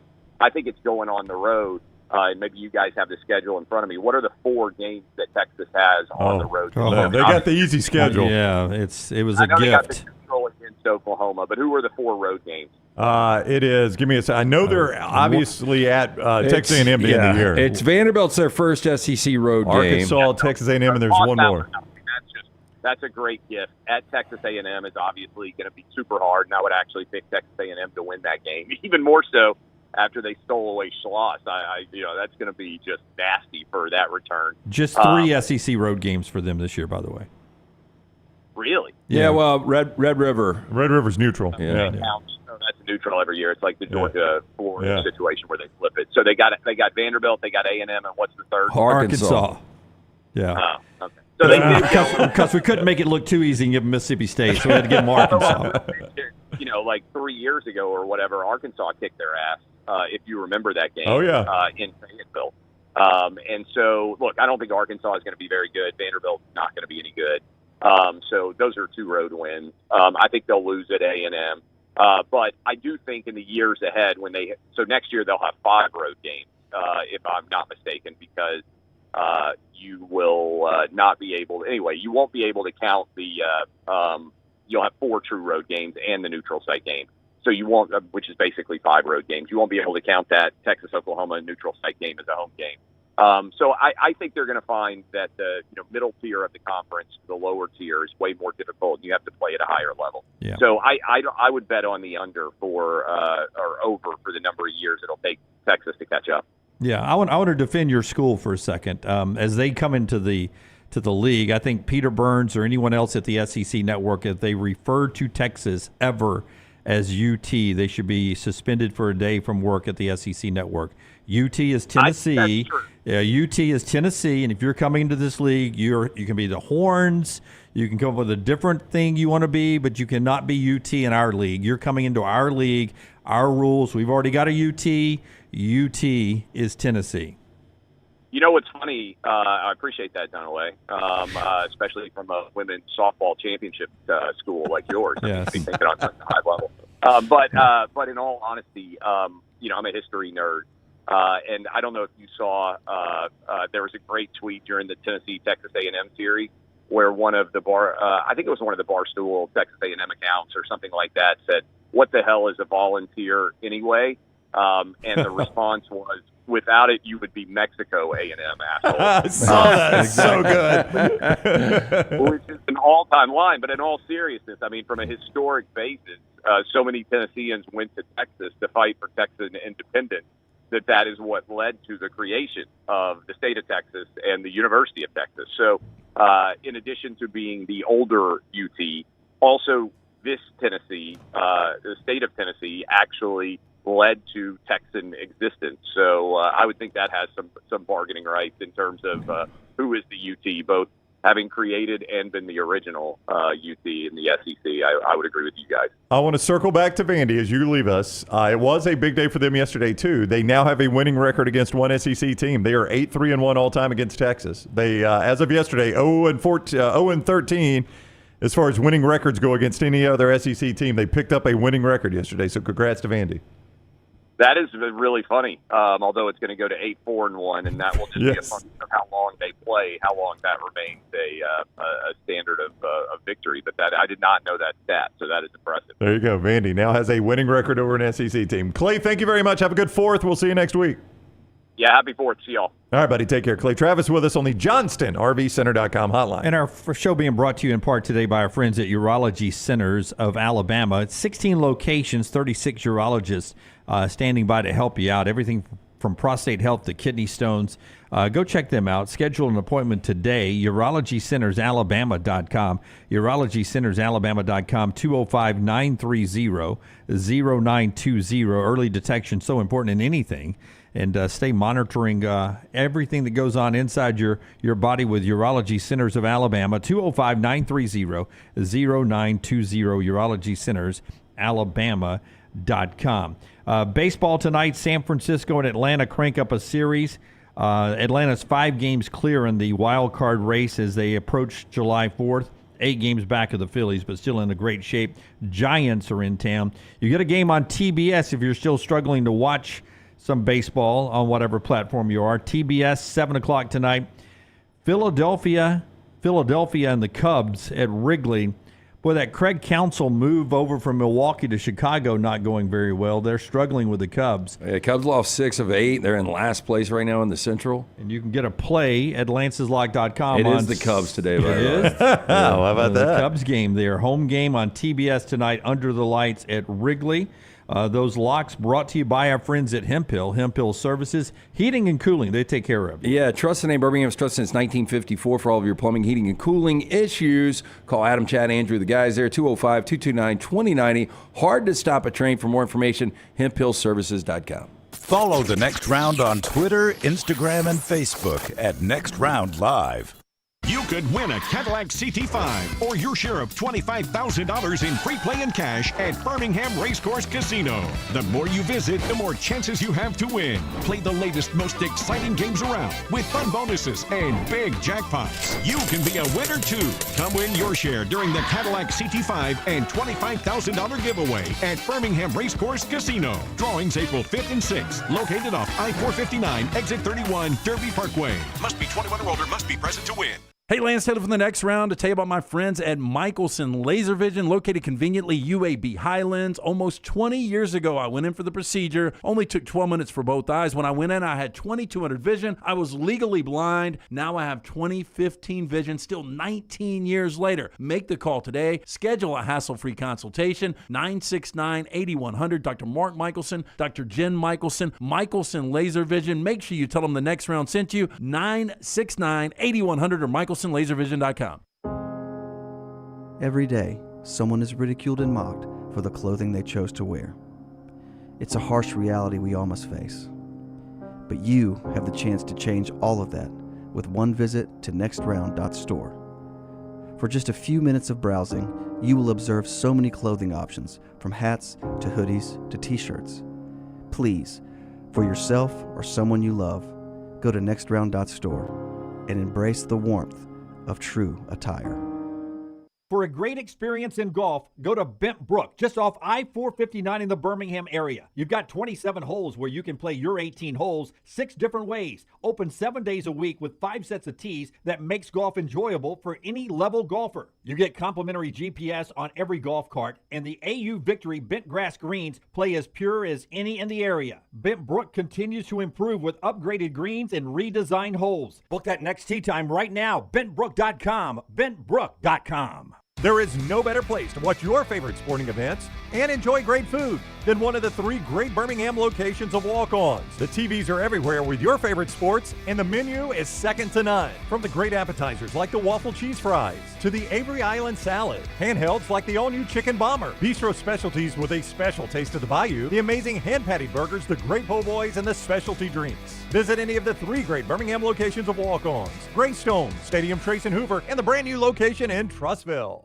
Golf season is here, and if you're looking for a great golf course with affordable rates, you need to check out the newly renovated Woodward Golf Club. Woodward Golf Club is a semi-private club with membership opportunities available, but is also open to the public. You can book tee times online at this hidden gem by going to golfwoodward.com. For only $195 per month, you can enjoy unlimited golf 7 days a week. Membership includes discounted cart fees, unlimited range balls, and the use of our practice facilities. For more information on memberships and the course, check us out online at golfwoodward.com.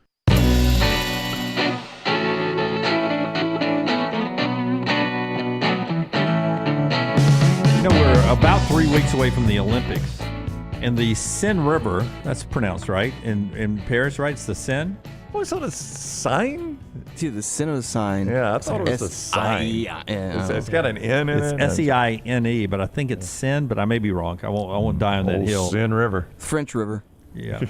It's called the French River. The river runs through Paris. They're actually going to do some, if I saw it correctly, they're going to do some of the opening ceremonies on the river. Remember how we were going to do the draft before the pandemic in Las Vegas at the Bellagio and have them drift out to an island?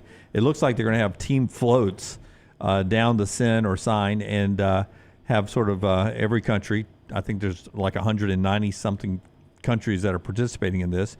Maybe we'll put some of the small teams on a float together. But they're doing that. But it's still, they've tried to clean it up because they're doing some of the water sports in it, apparently. But it still to this date has a dangerous level of E. coli in it. It is. And because it's where Paris has dumped its poop and its pee for the eternity. It's been illegal to swim in the Seine or the Seine since 1923, and they're trying to clean it up so we could do some of the water. I don't know if we're swimming in it or not. But I think it's the Seine. Seriously doubt it. Is that true? Did General Patton actually piss in it? Oh, I could believe that. He wouldn't have been the 100%. first, apparently. Yeah.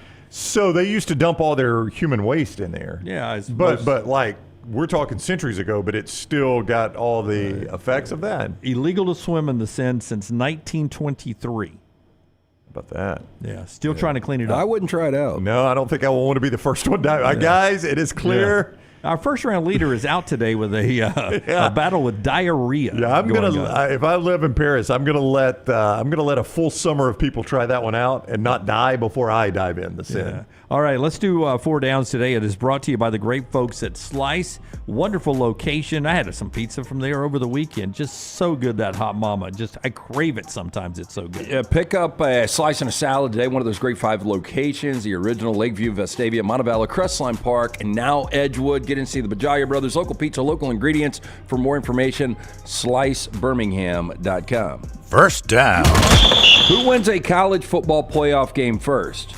Brian Kelly at LSU or Marcus Freeman at Notre Dame?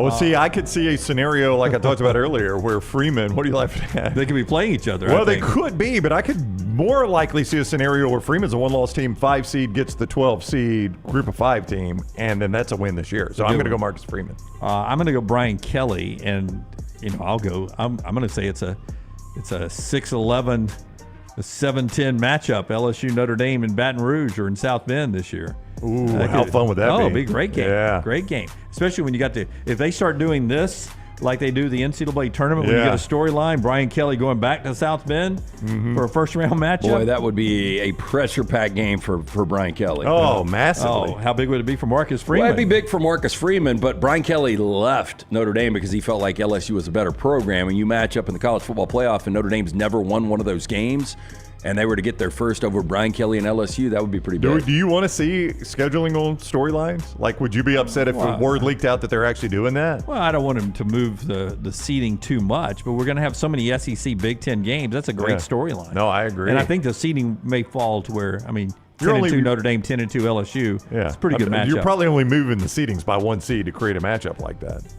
Second down. Lindsay Lohan, 38 today. Alex Morgan, 35. The soccer player? Soccer player, better career. Oh, Alex Morgan. I think I'd say Alex Morgan, World too. Cups. Lindsay, Mean Girls. Well, she was in Camp Beverly Hills or whatever it was. Alex Morgan left off the Olympic team. She's gotten old, hasn't she? She's 35. Yeah. As he just said there, it's the Olympics are weird, right? You don't send your best players. There's an age limit. You can only have so many players over a certain age. But they made a conscious effort not to send her so they could use some of their older players in different positions. And I don't know if that taints the end of her career any at all. But so you can only have so many players over a certain age? That's just dumb. You should be able to send whoever you want. Send the best 12 or whatever, 11. I think the Olympics, so it's not like the World Cup, is... I want to say it's 23 and under. Am I right about that? They still do that, and then you can only have so many players over whatever the age limit is. I always thought it was strange on the Dream Team that they had to include Christian Laettner just to throw a bone to everybody that still wanted it to be an amateur team. Yeah. I kind of felt bad for Christian Laettner. That guy was such an outcast misfit on that team. Got some minutes, though. He did get minutes, but That said, I'm going to go Morgan because I think she started playing as a teenager on the American team, so I'm going to go Alex Morgan. I think I would, too. Third down. Margot Robbie, 34. We watched I, Tonya the other night, and Jack was like, that is not Margot Robbie. Yeah. That is not Margot Robbie. And I was like, it is. 34, better career ultimately, Margot Robbie or Rob Lowe? Is her prime look Wolf of Wall Street? Is that prime Margot Robbie? Yeah, I would say so. Yeah. I think I respect Rob Lowe more than you guys do, too. I'm going to say I like Rob Lowe, but I think Margot Robbie is an A-list, and I don't think Rob Lowe ever was, and I think Margot Robbie, but she's got such a short window because beautiful women in Hollywood typically cap out at 40. I can't think of a signature, besides the Brat Pack, Tommy Boy. I know West Wing and Parks and Rec. Yeah, on TV, West Wing and Parks and Rec were she's just been on fire the past 10 years. Yeah, she has been. We watched, and I forgot how bad St. Elmo's Fire is. But Jack had never seen it, so we watched it last weekend. So good. Does it not hold up? I haven't watched it in 20 years. It does not hold up. 30 years, maybe. Did you guys ever see when she played Lucille Ball, Javier Bardem was Ricky Ricardo? No. I never watched it. That was Nicole Kidman. There's two different versions. I know Nicole Kidman did.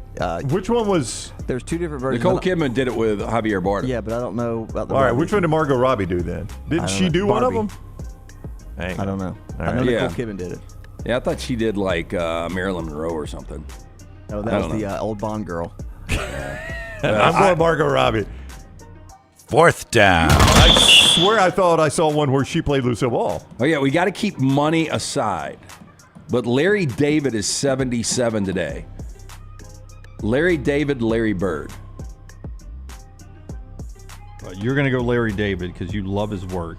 Well, I do. I mean, you guys, I didn't like Seinfeld, and he was the guy that created it.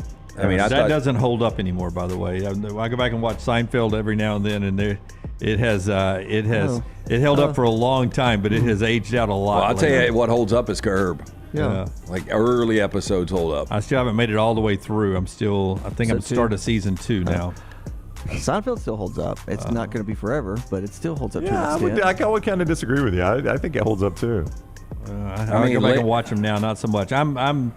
And Larry Bird is iconic. Yeah, I'm going to go Larry Bird here, but I respect what Larry David did for sure. Is Larry Bird the greatest white player of all time? Probably. I mean, Pete Maravich? No, Bird's better than Maravich. I mean, Dirk would be in the conversation. Dirk. I think Luca is in the conversation. Or ultimately will be in the conversation. I mean, Bird's better than Bob Cousy, right? A lot of white people will always point at Bob Jerry Cousy. West. Yeah. Yeah, I think Bird's the best white guy of all time. Bird a top 10 player of all time? There is going to be old school Celtics fans that would slit your throat if you say he's not. I don't know if he is. Okay, you would definitely give him top 20 then. Yes, okay. Definitely. So I'll probably go Larry Bird then. Top 20 NBA player. I'd probably put Bird in the top 10, Yeah, I'll go Larry Bird over Larry David. Larry David, obviously very talented. Oh, really good. To go from show creator to star and basically the same show. Is he a billionaire? I wouldn't think so. I don't know. I mean, you think about Seinfeld and syndication. 700s. You would go 800 million is what I got. Yeah. It's close. It's closer than I thought. Yeah, one good investment away from being a billionaire. He can get there. 5 locations of our friends at Slice. Stop and see the Bajaya brothers, created by the late Jeff Bajaya. His brothers Jason and Chris continue to celebrate his legacy. Stop into one of those 5 great locations, from the hot mama to the soul pie. You're going to love it. It's Slice. Hey, we'll hear from Greg Sanki and Norman, and then at the top of the hour, Kalen DeBoer and Jalen Milro doing some talking this week, and one of them is sort of Kalen talks about the great Ryan Williams now in Tuscaloosa, his impact so far, and then Jalen Milro, a controversial comment in my opinion, coming up at the top of the hour. But some fun on yesterday's transition day. Let's go first, Forrester. Do you have the ACC mascots? They all gathered. You know, if you're the ACC and you're going to get all the mascots together, where do you get together? Amelia Island. Applebee's. That's where they do their. I would go meetings. Six Flags. Yeah, you got to make it. You got to make it a nice. You got to make it a comfortable drive for everybody. Let's get together in Dallas. Oh, that makes sense. Yeah. So they got one ACC school there. Yeah, and halfway for the Cal and Stanford That's folks. right. Cheap flight for them. All the mascots got together in Dallas yesterday around the World Series trophy in Arlington for some reason. But greatness, shaking hands with greatness. They let the Notre Dame mascot come as well. Yeah, I see that. Get out. We're going to take a football picture. Get out. We're going to take a football picture. You got the Louisville Angry Bird there, the Angry Cardinals there, the Happy Bear from Cal is there. It looks like FSU just sent a cheerleader. Flick back through that real quick. Oh, really? Look to the left there. It says FSU cheerleader. Well, I don't know. Do they have a stuffed Seminole? They don't have a stuffed Seminole, no. Yeah, why didn't they just send somebody from the actual tribe? If you're going to send a Seminole or a cheerleader, send a Seminole. Yeah. I mean, they sent a live leprechaun. Notre Dame did. Yeah. Yeah, interesting there. But we got this was fun on Reddit, college football, because, Pac-12 died on Sunday. Correct. And they did an artist rendition of the going away party for the Pac-12 using all the mascots. And you see 4 groups here, LT. Typical outdoor keg party. Beers high, toasting the 4 guys in the back over there, USC, UCLA, Oregon, Washington. Woo! All excited. Yeah. Yep. We got money now. Utah, Arizona State, and Colorado, they're still good. They're over there getting more drinks on the keg. They're having a good time at the party. Stanford and Cal, they're over here hanging out together, sitting down, reminiscing about old times. And then Oregon State, Washington State pulling a Dunaway, pissed off outside the party, back turned to everything going on. They're over there pouting in the corner. I mean, I really do feel sorry for them. I do too. Yep. Family portrait there. Everyone else has a fun destination to go to, even Stanford and Cal, relatively speaking, but Oregon State, Washington State. I mean, when you look at Washington, I just pulled up Washington State's schedule. When you look at the schedule they got to play this year, just so sad. I mean, they used to have USC coming to their place, and Oregon coming to the place, and this year they're getting Fresno State and San Diego State and New Mexico. I mean, it's just such a bad schedule. All right.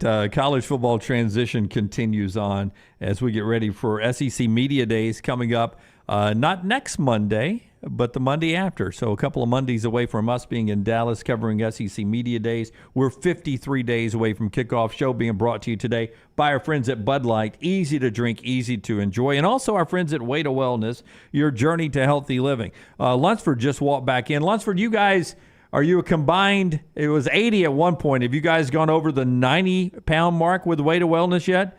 We are approaching 90. Approaching 90 pounds. Congrats. Combined weight, Melton and Lunceford. Live show today, 3 on the East Coast, 2 o'clock Central Time with the Meltdown. They're doing Way to Wellness. I did it a long time ago, lost 45 pounds, so they're approaching my 45-pound mark. And then I do it now for blood pressure and cholesterol numbers. Leslie and her board-certified team can help you out. Go to their website, planforme.com. Planforme.com. There's Melton taking off his size 22 shoe to jump up on the scale there. He and Shaq, same shoe size there for Melton. Planforme.com, no cookie cutter plan. Every plan is different. No contracts, no sign-up fees, and that consultation is free. Check them out, planforme.com, planforme.com. Way to Wellness, your journey to healthy living. Take the next round anywhere you go with official Next Round gear. Buy yours today at nextround.store. There is no better place to watch your favorite sporting events and enjoy great food than one of the 3 great Birmingham locations of Walk-Ons. The TVs are everywhere with your favorite sports, and the menu is second to none. From the great appetizers like the waffle cheese fries to the Avery Island salad, handhelds like the all-new chicken bomber, bistro specialties with a special taste of the bayou, the amazing hand-patty burgers, the great po' boys, and the specialty drinks. Visit any of the 3 great Birmingham locations of Walk-Ons: Greystone, Stadium Trace and Hoover, and the brand new location in Trussville. Are you tired of buying your CPAP mask and supplies online only to be disappointed? It's time to visit CPAP Plus, your locally owned and operated CPAP shop that prides itself on personal service. Come see what you're buying at CPAP Plus with 3 convenient locations in Pelham, Highway 280, and now open in Trussville. Drop by for a free CPAP checkup and free filters, no appointment needed. Plus, sign up for their giveaway for a chance to win a free travel CPAP machine. Just Google CPAP Plus or visit any of those 3 locations. Maybe you follow us on Instagram, Facebook, X, LinkedIn, or TikTok. While we're changing the game yet again, Tyler's Telegrams has been developed exclusively for you. Hi, this is the lovable boy you know as Tyler the Intern. I'm a businessman now. I will come directly to your door and tell you every time a new piece of TNR content drops. For the low, low price of $740,000, you can be notified by me, one of the biggest stars of the next round, about that thing you missed. Sure, the rest of those social media services are free, but so is radio, and we all know how well that's trending. Tyler's Telegrams is currently operating exclusively in Bibb County. Other social media platforms are available everywhere. Hey, you. School's coming back. Time to gear up. And at New Balance Birmingham, we know what's up. Before hitting the books, check out the looks. Come together at New Balance Birmingham on Highway 280, right next to Chick-fil-A.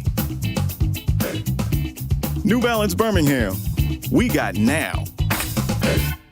The wait is over. Tonali has arrived. Beautifully distinctive Italian styling and performance. Come test drive the all-new 2024 Alfa Romeo Tonali plug-in hybrid at Alfa Romeo of Birmingham. The all-new Tonali offers best-in-class horsepower and torque, fastest 0 to 60 times in its class, plus best-in-class range with full electric charge. And best of all, qualified Tonali leasees are eligible for up to $7,500 EV tax credit factored into your lease. Hurry down to Alfa Romeo of Birmingham and experience the all-new Tonali. It's time to pull the trigger on the Next Round merch that you've been eyeing. We know there's a lot to choose from at nextround.store, so here's a few of our favorite picks.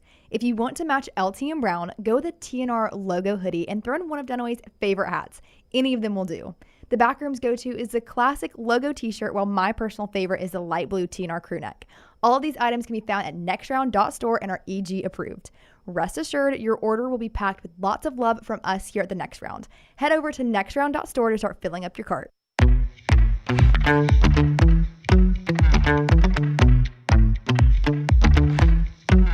A little developing news in college football after LT tells us about HydroLive. And then Rockstar will need cut number 2. Hydrolife, man, getting you ready for a holiday weekend. Good time to call them up, LT. Yeah, a lot of people are going to be on the golf course, lake, pool, beach, wherever you're going. You need to make sure you are hydrated. Our friends at Hydrolife Therapy can make sure that happens. IV therapy, B12 injections, cryotherapy, compression therapy, all under one roof. Boost that immune system with Hydrolife Therapy.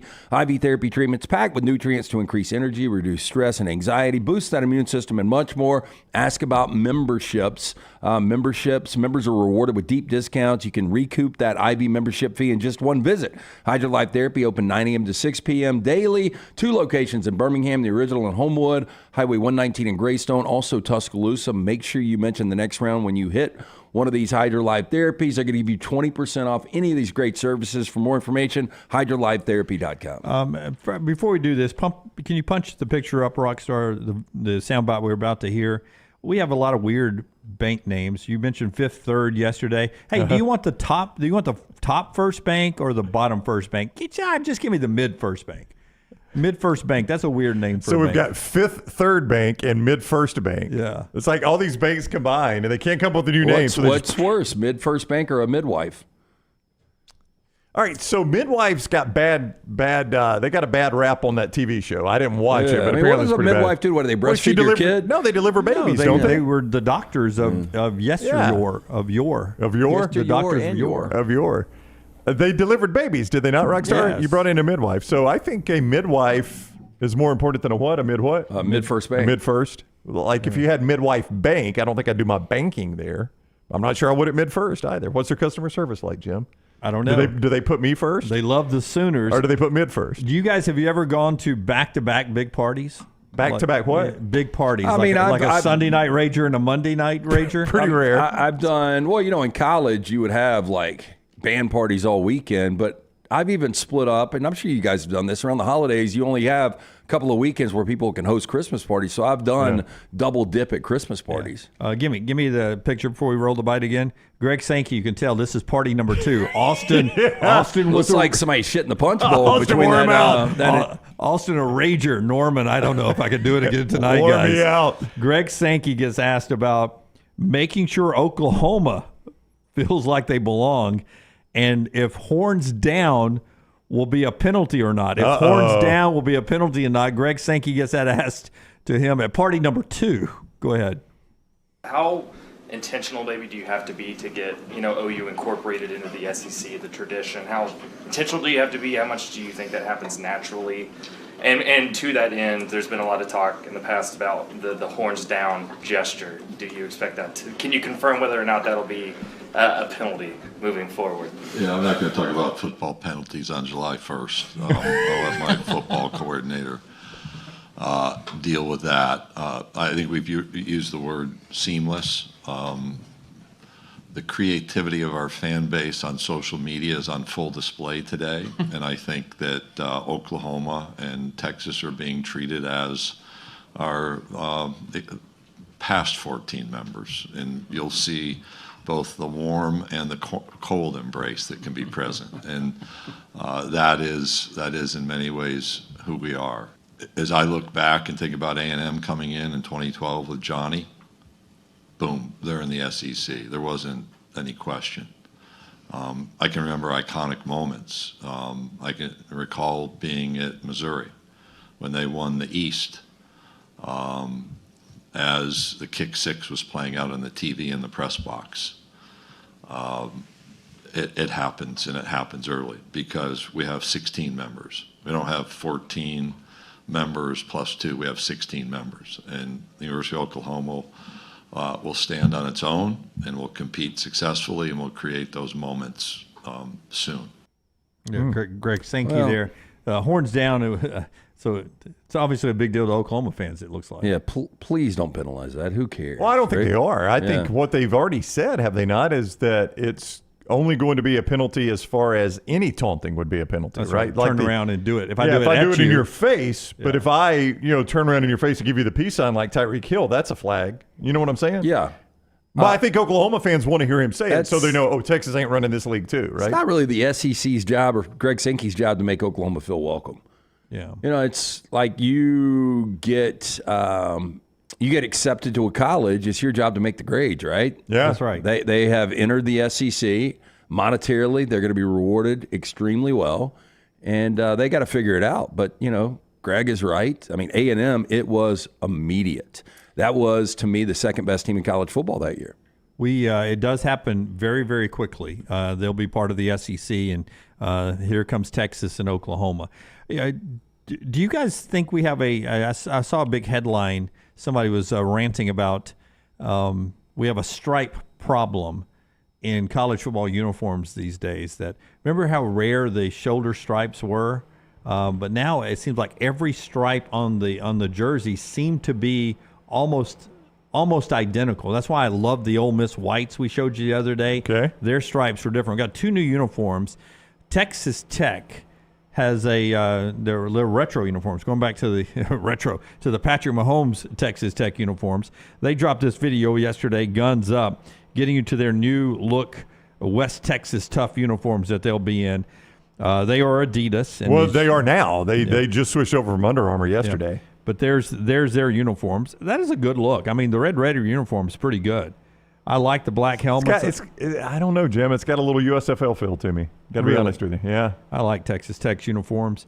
That's a little bit of a throwback for them. I love the black helmet, red jersey, black pants one. That's my favorite Texas Tech uniform. It's got a little USFL. The whole program has a little USFL feel. So they went Under Armour to Adidas. That is correct. Under Armour is shedding clients as quickly as they can right now. There's still one in the SEC. Is it South Carolina now? I think they're still Under Armour. Yeah, Auburn is done. Yeah, Auburn's moving back to Nike. Is Nike struggling financially though? Nike? I got asked this at dinner last night, and then we talked it out. I was like, there is no way. But you start to think, like, what does Nike spend just with the University of Alabama? It's probably a $100 million deal, right? I don't know, but that's a good question. I would think, but you start thinking about this. If you have 10, 15 schools, you're spending $1 billion there. You've got Major League Baseball uniforms now. You got the NFL. So what all do you have going out? But they're getting all that merch. That's their hope is, right, that converts into merch purchases that equal that amount at some point. Yeah, Smuff said Nike had a 20% stock drop-off day a few days back. That's significant. That's a lot of money. Yeah. It's only 1/5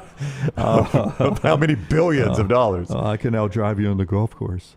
I would tell you. I've seen your swing. You're not at a handicap. I would tell you in the SEC, you have 1 Under Armour left when Auburn's through with their cycle. You have 2 Adidases in Mississippi State and Texas A&M, and then the other 13 are Nikes or Jumpman. Well, I mean, I think Under Armour's pretty much getting out of the college game as far as, providing uniforms. It just did not work out for Under Armour. So I think, pretty soon you're only going to have Adidas and Nike. That's going to be the battle there for the uniforms. Big 12, another school, BYU, dropped a little throwback back to the WAC days. This is BYU's white uniform. They've always had a good uniform. I like BYU's uniform. Not a big fan of drop shadow numbers. Dislike that part of it. Yeah, the drop shadow's terrible. But outside of that, I agree with you. BYU's got a classic uniform. Yeah, that white and blue. I don't like their alternate helmets. I like the white helmet. I like it when they go traditional white and blue. It pops. Looks good on TV. Yeah, I like their uniform. It's got a lot of LA Dodgers to it, Lance. The white and blue. Yeah, if they just made their number red. Oh, it looks so good. Resonate with LT Dodgers. That Dodger uniform is fantastic. Couple of uniforms for you there in college football as we get closer and closer to the game. DeBoer and Milro on the record on a couple of comments when we come back on the show. As we continue our countdown to SEC Media Days. One more thing before we get to the top of the hour after Brownie tells us about our friends at JohnstonRVCenter.com. I-65 exit 304 in Coleman, 334 in Decatur. That's where you find Johnston RV Center. They have repriced both those lots I just mentioned, so confident in their pricing that they will beat any price nationwide on a comparable RV. That is their guarantee to you. Also, RV warranty forever. Make sure you've got a lifetime warranty on anything new or qualifying used there at Johnston RV Center. So they're giving you a nationwide price guarantee, and they're backing it up with a lifetime warranty. What more could you ask for? You ask for it at Johnston RV Center. I-65, exit 304 in Coleman, 334 in Decatur, JohnstonRVCenter.com. Pete Thamel and others reporting that Blake Anderson, the now head coach at Utah State, is not expected to return as coach, according to Pete Thamel, ESPN sources there.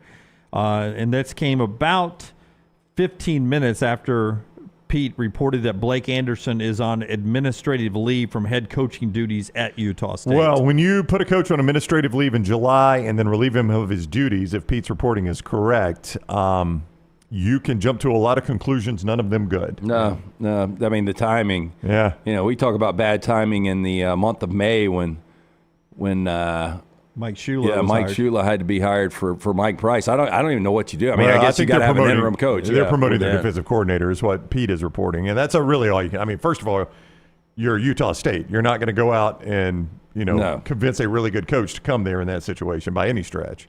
So, I mean, pretty much all you can do. It's sad. This guy he's endured a lot. He's endured a lot. I mean, he lost his wife. They did a really, really good piece on it on game day one Saturday this fall. I mean, you hate it. I don't know what's happened here, but they were at Arkansas State when that happened, correct?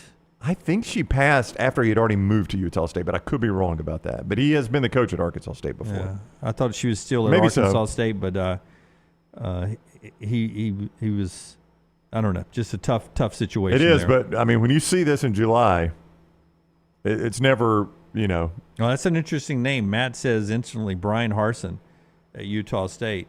The old boy Avalos has got it turned around at Boise. It looks like they're going to be a pretty good team this year. I wonder, if people were paying attention last year, does a school like that pick up the phone for Skip Holtz? I mean, it worked at Northwestern last year. You had a really difficult situation, and he came in, and they had a great year last year. Yeah, I'm not saying give him the job full time. I'm just saying bringing him in the way Northwestern did. Yeah. Now, you weren't here for Skip in studio. He said it about killed him because he basically coached. That was not just like showing up drawing a paycheck. He dove full in. And basically, he said, I've been a head coach for 18 straight months of games right now. I'm dead. I need to go sleep. It sounds like he couldn't do it then. He sounds like he needs to sleep. The money's right. Yeah. I mean, Skip, your takeaway from Skip being in studio, he is not interested in being a college head coach. Nope, not at all. If people wonder if that's his future. So if not Utah State, that seems to be a little off the beaten path. But if a Memphis came and called Skip Holtz, if they offered him $4 or $5 million, I'm sure he probably it would perk back up. I don't think he likes the direction of the sport. I'll just say it that way. Yellow Cake says Avalos doing such a great job. He got fired at Boise. Jim, who's the coach at Boise now? He's got it turned around. Andy Avalos. It is Andy Avalos. He's saying he got fired. Yeah, Yellow Cake saying he got fired. He didn't get fired, did he? Did he get fired? I thought Boise turned it around. I thought he was the guy. They're supposed to be good this year. I have a topic to do. Their quarterback is in Fayetteville. I have a topic at some point. The race for TCU defensive coordinator. Mm-hmm. Yeah, how about that? I thought he turned it around. Clearly no, Jim. Apparently he did the old 360. 22-14, 5-5 last year. That's going to get you canned at Boise. They expect more than that. Yeah, thank you, Yellow Cake, for the correction there. Yep. More of Boise State football when we come back on the Boise State Radio Network. Call the next round now at 205-734-0923.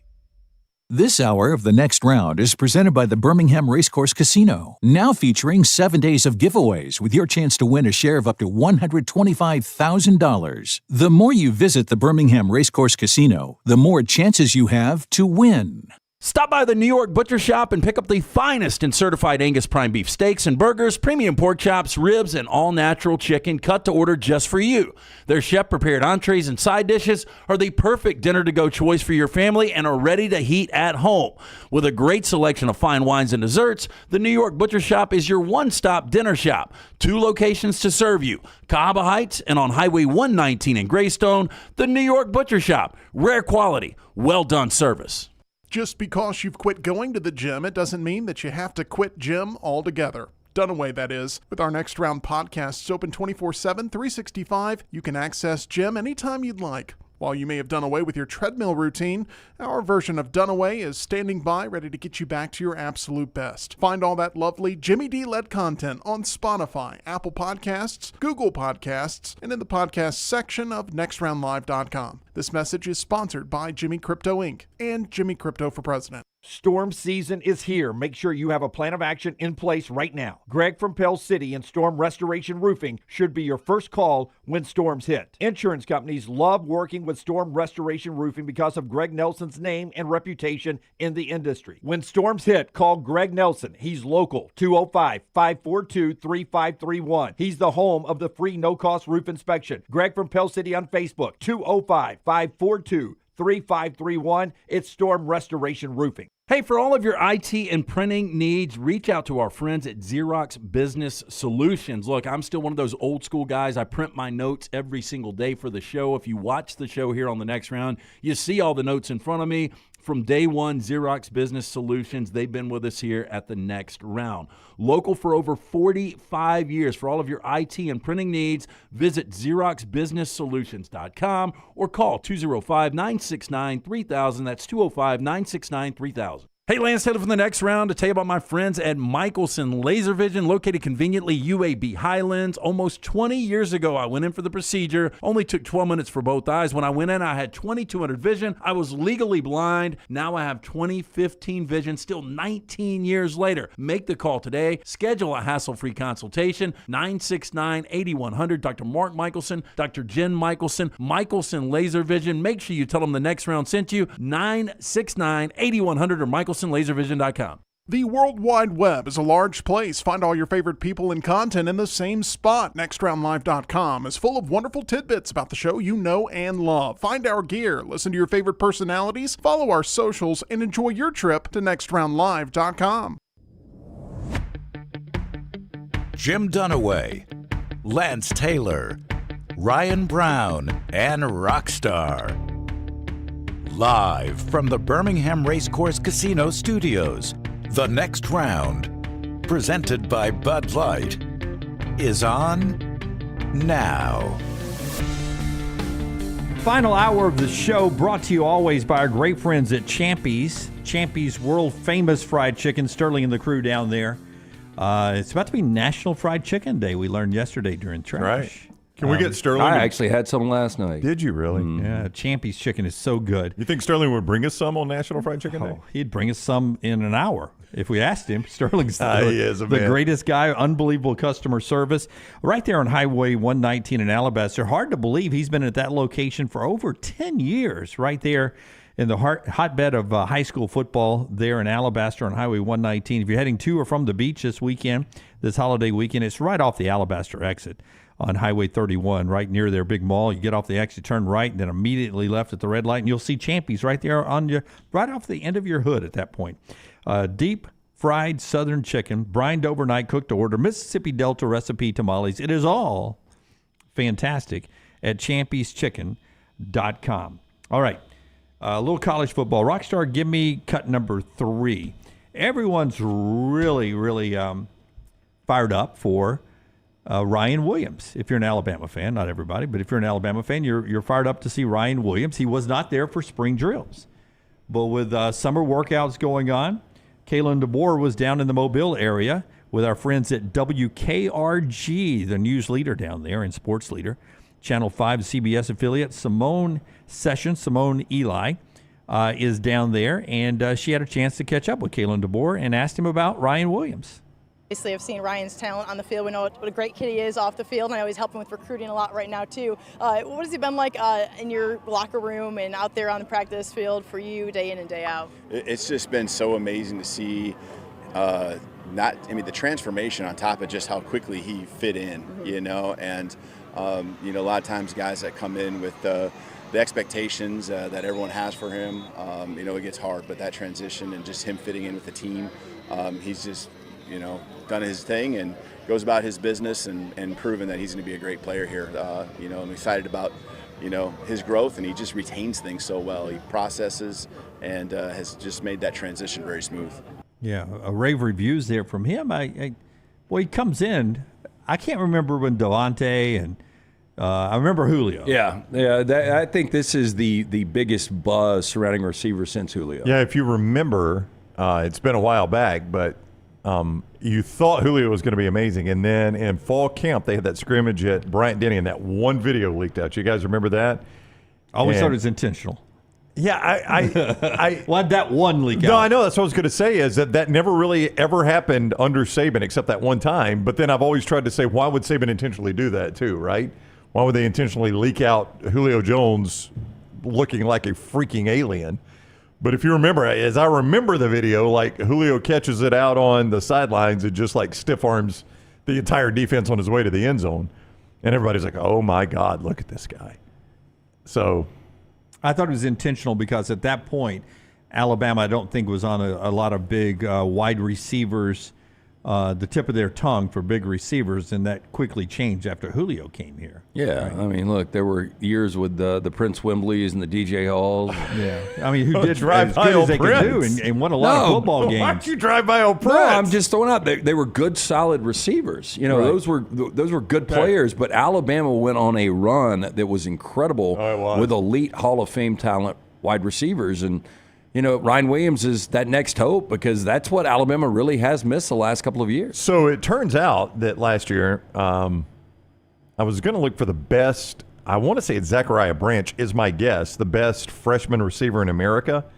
But I am going to be wrong about that. It was that I never can say his name. The kid at Stanford, Ionamore, or however you say his name. I can't say it. But that kid could play. So I was going to ask you, I was going to give you those freshman numbers and tell me how thrilled Alabama fans would be with this. He had 62 catches, 1,013 yards, 6 touchdowns. I mean, those aren't blow you out of the water numbers, but for a true freshman, that'd be basically fantastic. Jermaine Burton numbers. But for a freshman. But a 1,000-yard receiver is a good thing. I was going to look. What in did 12 games? Yeah, Luther Burden didn't touch the ball a ton his freshman year. He's the closest in the SEC. I was going to see what he did as a freshman too, just as a mode of comparison there. But if you remember, they struggled to get him the football some. As a freshman, Luther Burden, he just had 375 receiving yards. And this is a guy that as a junior, people think might be the best player in the conference this year. Yeah. I mean, there's an argument for that. So, I don't know. I mean, if you gave Ryan Williams those numbers, 1,000 receiving yards, 6 touchdowns, I think you're thrilled to death. Yeah, it's just so interesting to see him coming in. And Bernard from Washington, whoever else can progress out from the group of receivers you had last year.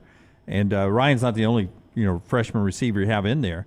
What are you expecting from this crew? Because there's some really good receiving cores in the SEC. Tennessee doesn't get talked about a lot, but they got a good group up there. LSU always. I know you got to replace Thomas and Neighbors, but they always have good receivers. Obviously, Texas is supposed to be good.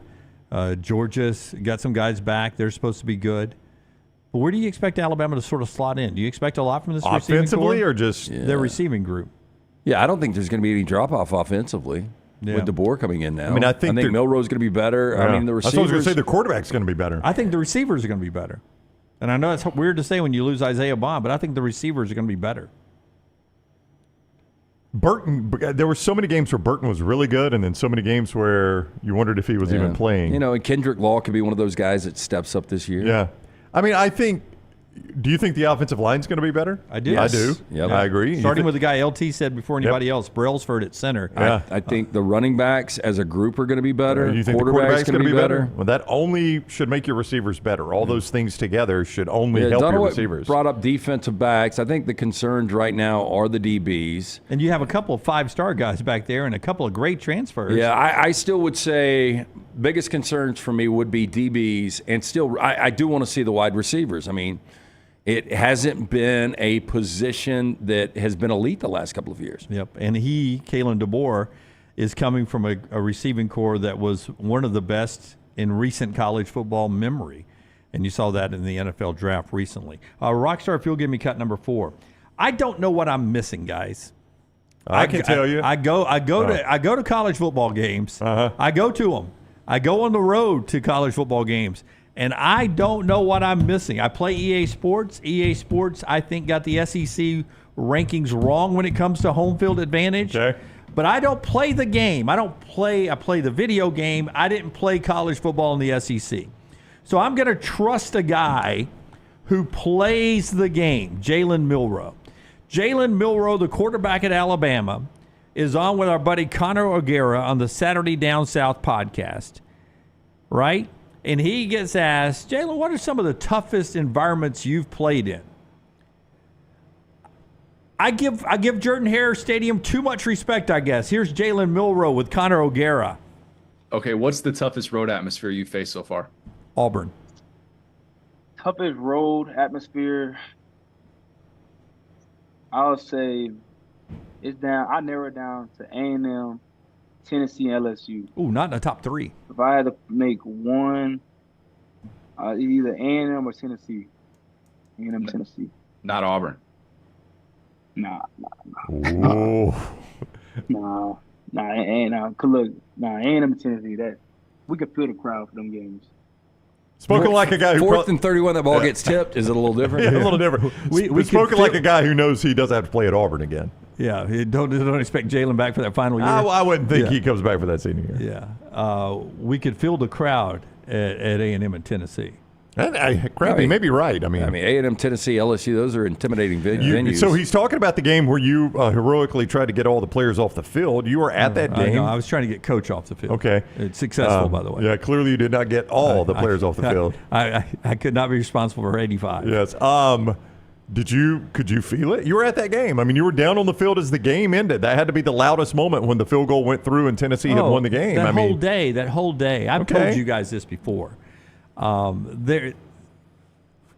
There are days that you can feel upsets in your bones before the game even kicks, before you even get inside the stadium. Uh-huh. Now, not all upsets do you feel them. Like I didn't feel Johnny Manziel in 2012 was going to be an upset. But I have felt before at Jordan-Hare Stadium when Alabama's gone in there, it's going to be hell today. It's going to be hell today.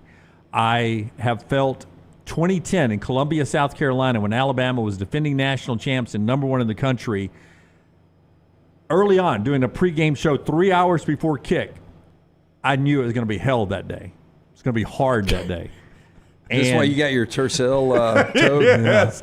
All these gut feelings. And I knew in Knoxville 2 years ago, it was just electricity in the air. Yeah, just the whole day. There was going to be hell that day to get out of there with a W. There are just certain days that you can just feel it from the moment you get on campus. It's different today. It just feels different today. Right.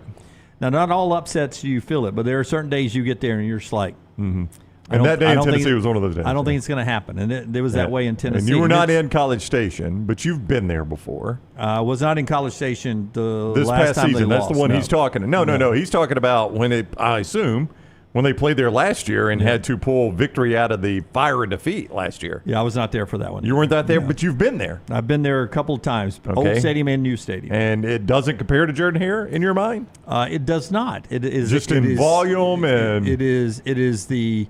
Look, they got the men cheerleaders. It bothers me too, Jim. It is a Mountain Brook mansion. It is a unbelievable facility they have built there. But it is not Tiger Stadium in Baton Rouge. Yeah. It is not Jordan-Hare. It is not Neyland Stadium. It just isn't. It is a lot of people, and the swaying is good, and the towel waving is good. But when I'm at Texas A&M, when I'm at LSU, let me just tell you, when I'm at LSU, I don't fear for my safety, but I don't know what's going to happen. Like, I mean, I could look over to the right, and there could be a guy with no pants on guzzling drinks.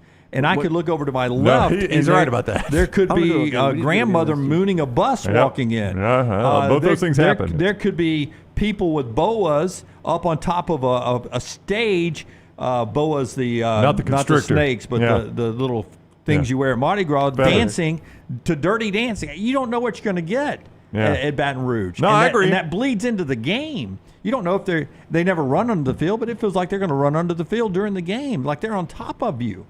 Jordan-Hare Stadium, there's sometimes I feel like when Alabama's there, and it's not always at Jordan-Hare Stadium. Some of their games are not as intense. You don't know what's going to happen. It's loud. It doesn't feel dangerous. It feels dangerous at Jordan-Hare or Baton Rouge sometimes.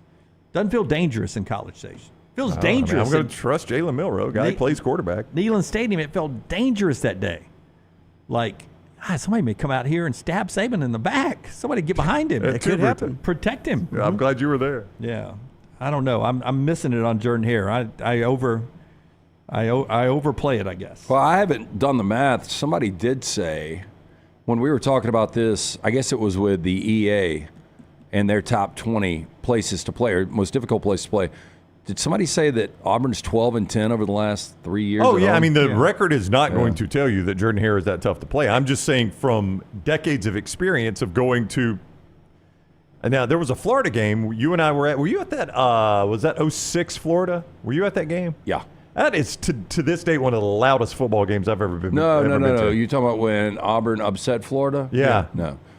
Because didn't you do a double dip that day? Yeah, me and Dunaway started the day. Because I think I was in Tuscaloosa. You were, because we did the pregame show at what was going to be Doe's Eat Place. Never quite got across the finish line there. Yeah. 12 Steakhouse. 12 Steakhouse is what it was for a minute in honor of the great Kenny Stabler. And then we left right after the show and went to Auburn. We didn't go to any part of the game, did we? I don't think we did, yeah. We went to some of the Bama Ole Miss game? Yeah, we went to first quarter, maybe close to first half. Yeah. What I remember most is that was the day Alabama wore the houndstooth collars. Yep. You remember that? And had to go to overtime to beat Ole Miss. Terrible luck. Terrible luck. Going to overtime to beat Ole Miss or terrible houndstooth colors? Both. Okay. Yeah.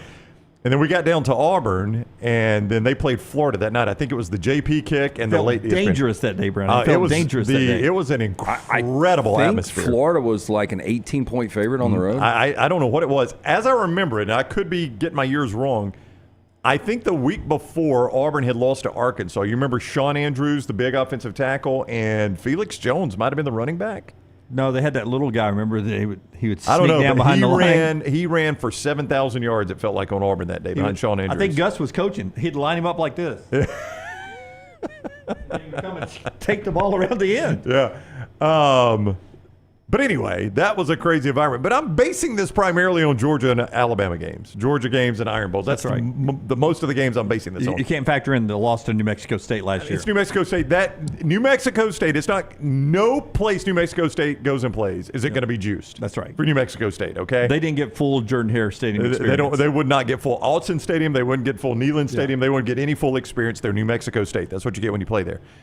I have just seen far superior, and you guys have seen this too, far superior Alabama and Georgia teams go into Jordan-Hare and struggle to win the game, and I think the crowd was part of it. But I think that happens in Bryant. That's what I've always said about Tiger Stadium. Is it loud? Absolutely it's loud. Is it that much louder than Bryant-Denny or Jordan-Hare or Neyland on a big game? No, it is not. It might be louder, but it's not significant enough that it's going to affect the outcome of the game. I just don't believe that.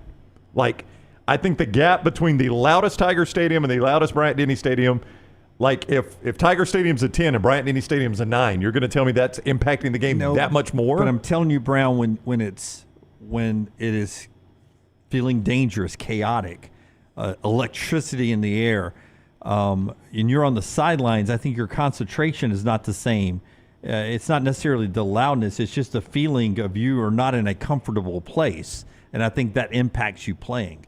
There have been some crazy things that have happened at Jordan-Hare, though. Oh, absolutely. Yeah. I brought it up yesterday. We were talking about who were we talking about? Oh, Jackson Arnold, and he said he grew up a Georgia fan and referenced the prayer at Jordan-Hare. Yep. That was still like the kick six reaction was a little weird because I think a lot of people were processing it as it happened. Yeah. Yep. The prayer at Jordan-Hare was an instant just explosion because there was no processing needed. The ball had been tipped to Ricardo Lewis, and he's scoring what you thought was easily the game-winning touchdown. Yeah, Little did you know, Georgia was still going to drive it right back down the field. I wonder how, because you remember the final play, I think Aaron Murray dives, and he's like a half yard short. Like, if he gets in, do we ever even talk about that game? Really? Do we even have the kick six? I mean, you don't know how any of that plays out, you know? Yeah. All right. There's a little more college football talk for you there. You can see the whole Jalen Milro interview with Connor O'Gara, Saturday Down South. Go check out the Alabama quarterback on with Connor. I was going to say, if you want to go see one of those atmospheres, you can buy now single game tickets to some Alabama games. We mentioned this with Auburn games last week. They're going on sale Tuesday. It's only it's only for Missouri, Western Kentucky, USF, and Mercer. Okay, don't say only Missouri, though, because that's a top 10. That's a good game. Top 10 team for some These folks. aren't available at Costco, are they? They're not. No, I saw that. There's so many, like Virginia and Minnesota. I forgot all the different tickets that's selling at Costco. I can't buy Costco here, Virginia tickets, right? They wouldn't do that, right? I don't know. Think Maybe. So. These are Upper Deck, $25 for Western Kentucky, Mercer, South Florida, $45, Missouri, $90. That's actually homecoming, so if you want to go to homecoming. Georgia, South Carolina, Auburn are, of course, sold out. But you can get some of those lesser games. Western Kentucky is Kalen DeBoer's first game if you want to go see his first game. And Missouri is a little trap game for Alabama, so it needs to be packed for that homecoming. one. Jimmy and I lose a homecoming By game. the way, all of us, the three of us, Little T's got us breaking down each SEC team's win-loss schedule. You can get that coming soon to our TikTok.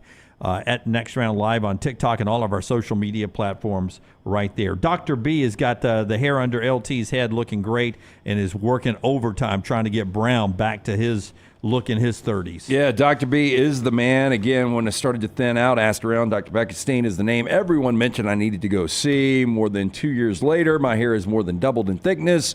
All I'm doing is a non-invasive treatment, 30 minutes, 3 times a week on the couch. That is it. 205-319-0316 to book a consultation, t3hair.net. For more than 20 years, women and men have turned to Dr. Bekenstein for a range of cosmetic and reconstructive procedures. He will use that experience, his advanced training, and genetic testing to help his patients fully understand the procedures they are considering. Call Dr. B and that great staff today, 205-319-0316 or t3hair.net. Everything Alabama, all the time. Subscribe and set alerts at Roll Tide Pods on YouTube and wherever you get your podcasts.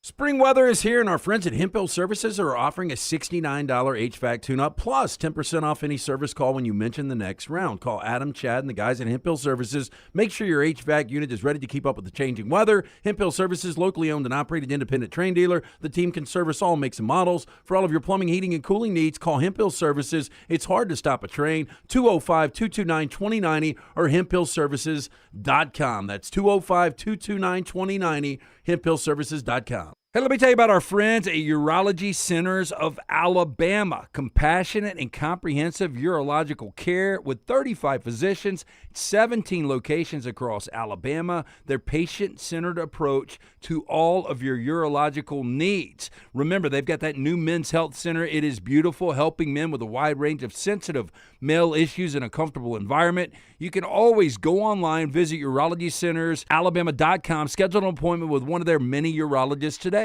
Stop by the New York Butcher Shop and pick up the finest in certified Angus prime beef steaks and burgers, premium pork chops, ribs, and all-natural chicken cut to order just for you. Their chef-prepared entrees and side dishes are the perfect dinner-to-go choice for your family and are ready to heat at home.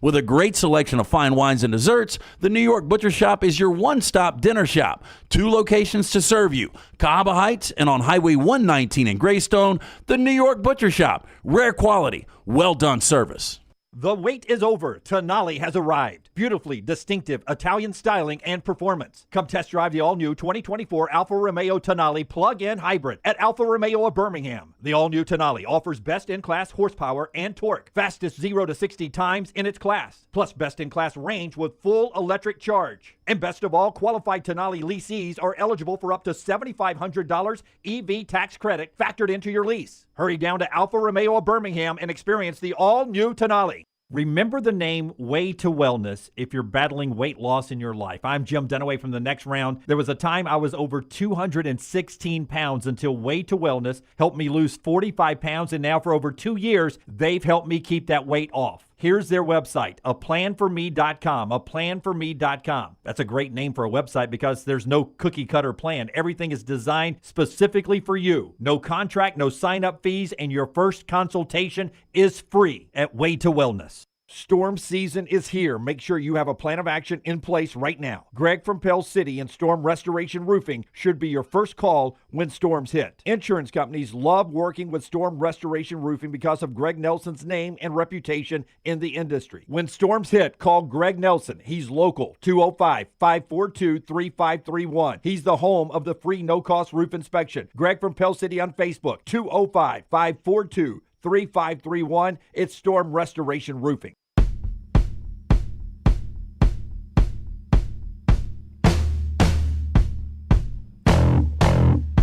Before LT tells us about the fine folks at Inverness Country Club, while I've got a burr under my saddle, the algorithms that work on TikTok, I don't know how they work, but for some reason last night... They work based on what you watch.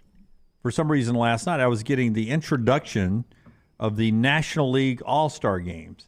Now, I left my phone in here during the pennant race, so maybe they were talking National League All-Stars or something. Emily Grace and Joshua.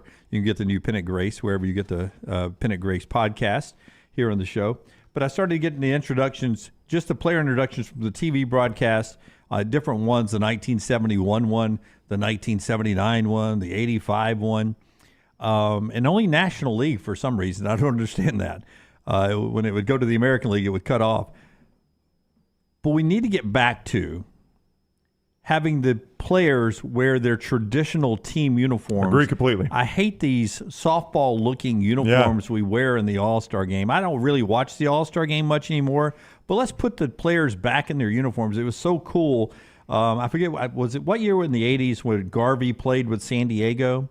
Remember the great Steve Garvey with your Dodgers? Yeah. They had the manager. It's probably 84. It was 84, 85, somewhere around there. Whatever year they went to the World Series, I think. Or at least the National League Championship Series. No, they went to the World Series against Tigers. That was 84. Yeah, so the starting lineup had Tony Gwynn leading off. The manager, I forget his name, but he was the manager from the Padres. Dick Williams. Dick Williams, and then Tony Gwynn led off. Steve Garvey was there, and Craig Nettles was the third baseman. They had three starters in the National League lineup. I mean, Eric in crappy San Diego Padre uniforms. Did Eric Schau start the game for the National League? He may have from San Diego. Yeah. So it was. Him or Rick Sutcliffe were. I think Sutcliffe might have won the Cy Young that year, but Schau was really good. It was just weird. I don't know. It's just a better look seeing them in their uniforms. So we will have the opportunity to go to All-Star Game. If we in choose 2 to weeks, do that. Are you guys thinking about going? I am not. Are you going? Are you even considering? I don't know. We might go. I don't know. Well, what kind of uniforms are they wearing? I'm going to need to know that. It's going to look like travel ball. I happened to stumble across one of those introductions, and I think it was a late '90s National League, and my takeaway was Larry Walker was batting seventh. Yeah. And I'm like, how stacked is your lineup if Larry Walker is batting seventh? But the lineup included McGuire, Sosa, and Bonds. I'm like, where else you can bat Larry Walker if I've got McGuire, Sosa, and Bonds? Well, the 71 one that I saw, the leadoff hitter was Willie Mays. Hank Aaron was batting second. Yeah. Left fielder Willie Stargell was hitting third. It got to the point where Johnny Bench was hitting sixth. Yeah. Yeah. Well, Larry Walker's a lifetime. I mean, he's probably a lifetime, $300. He's easy a 300 hitter, one of the best hitters ever to play the game. Taking it, the All-Star game was not in Colorado. I don't think so. I don't know where it was that year, but I did see one of those introductions. I was like, let's see who's on this All-Star team. And Larry Walker's batting seventh. Batting seventh, right fielder Larry Walker. I'm like, holy crap. Willie McCovey was in that 71 one. And what is so weird, back then, the shortstops didn't hit like they hit now. I mean, shortstops are some of your better hitters, he was in for the glove, right? Yeah. And then it was like, Don Kessinger, hitting eighth, Don Kessinger. And they even made the pitcher hit in the All-Star game, I think, back then, in pitching. I don't even think they had a designated hitter. I'd rather Lance go to the home run derby, given the choice. That'd be a Monday nighter. Yeah, would you rather do that or the All-Star game? I don't know.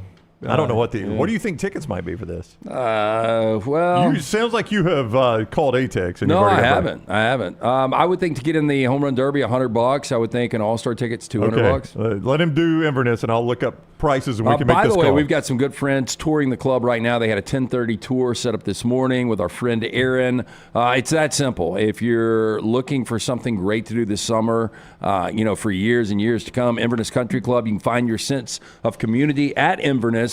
They've got social memberships, including a resort-style pool complex, full-service cabana and bar, live music on Friday night, Sunday brunch, the golf membership, beautiful course, currently expanding the driving range. Do you travel for work or pleasure? Ask about the Heritage Plus option, where you have access to courses at 37 other great clubs around the country.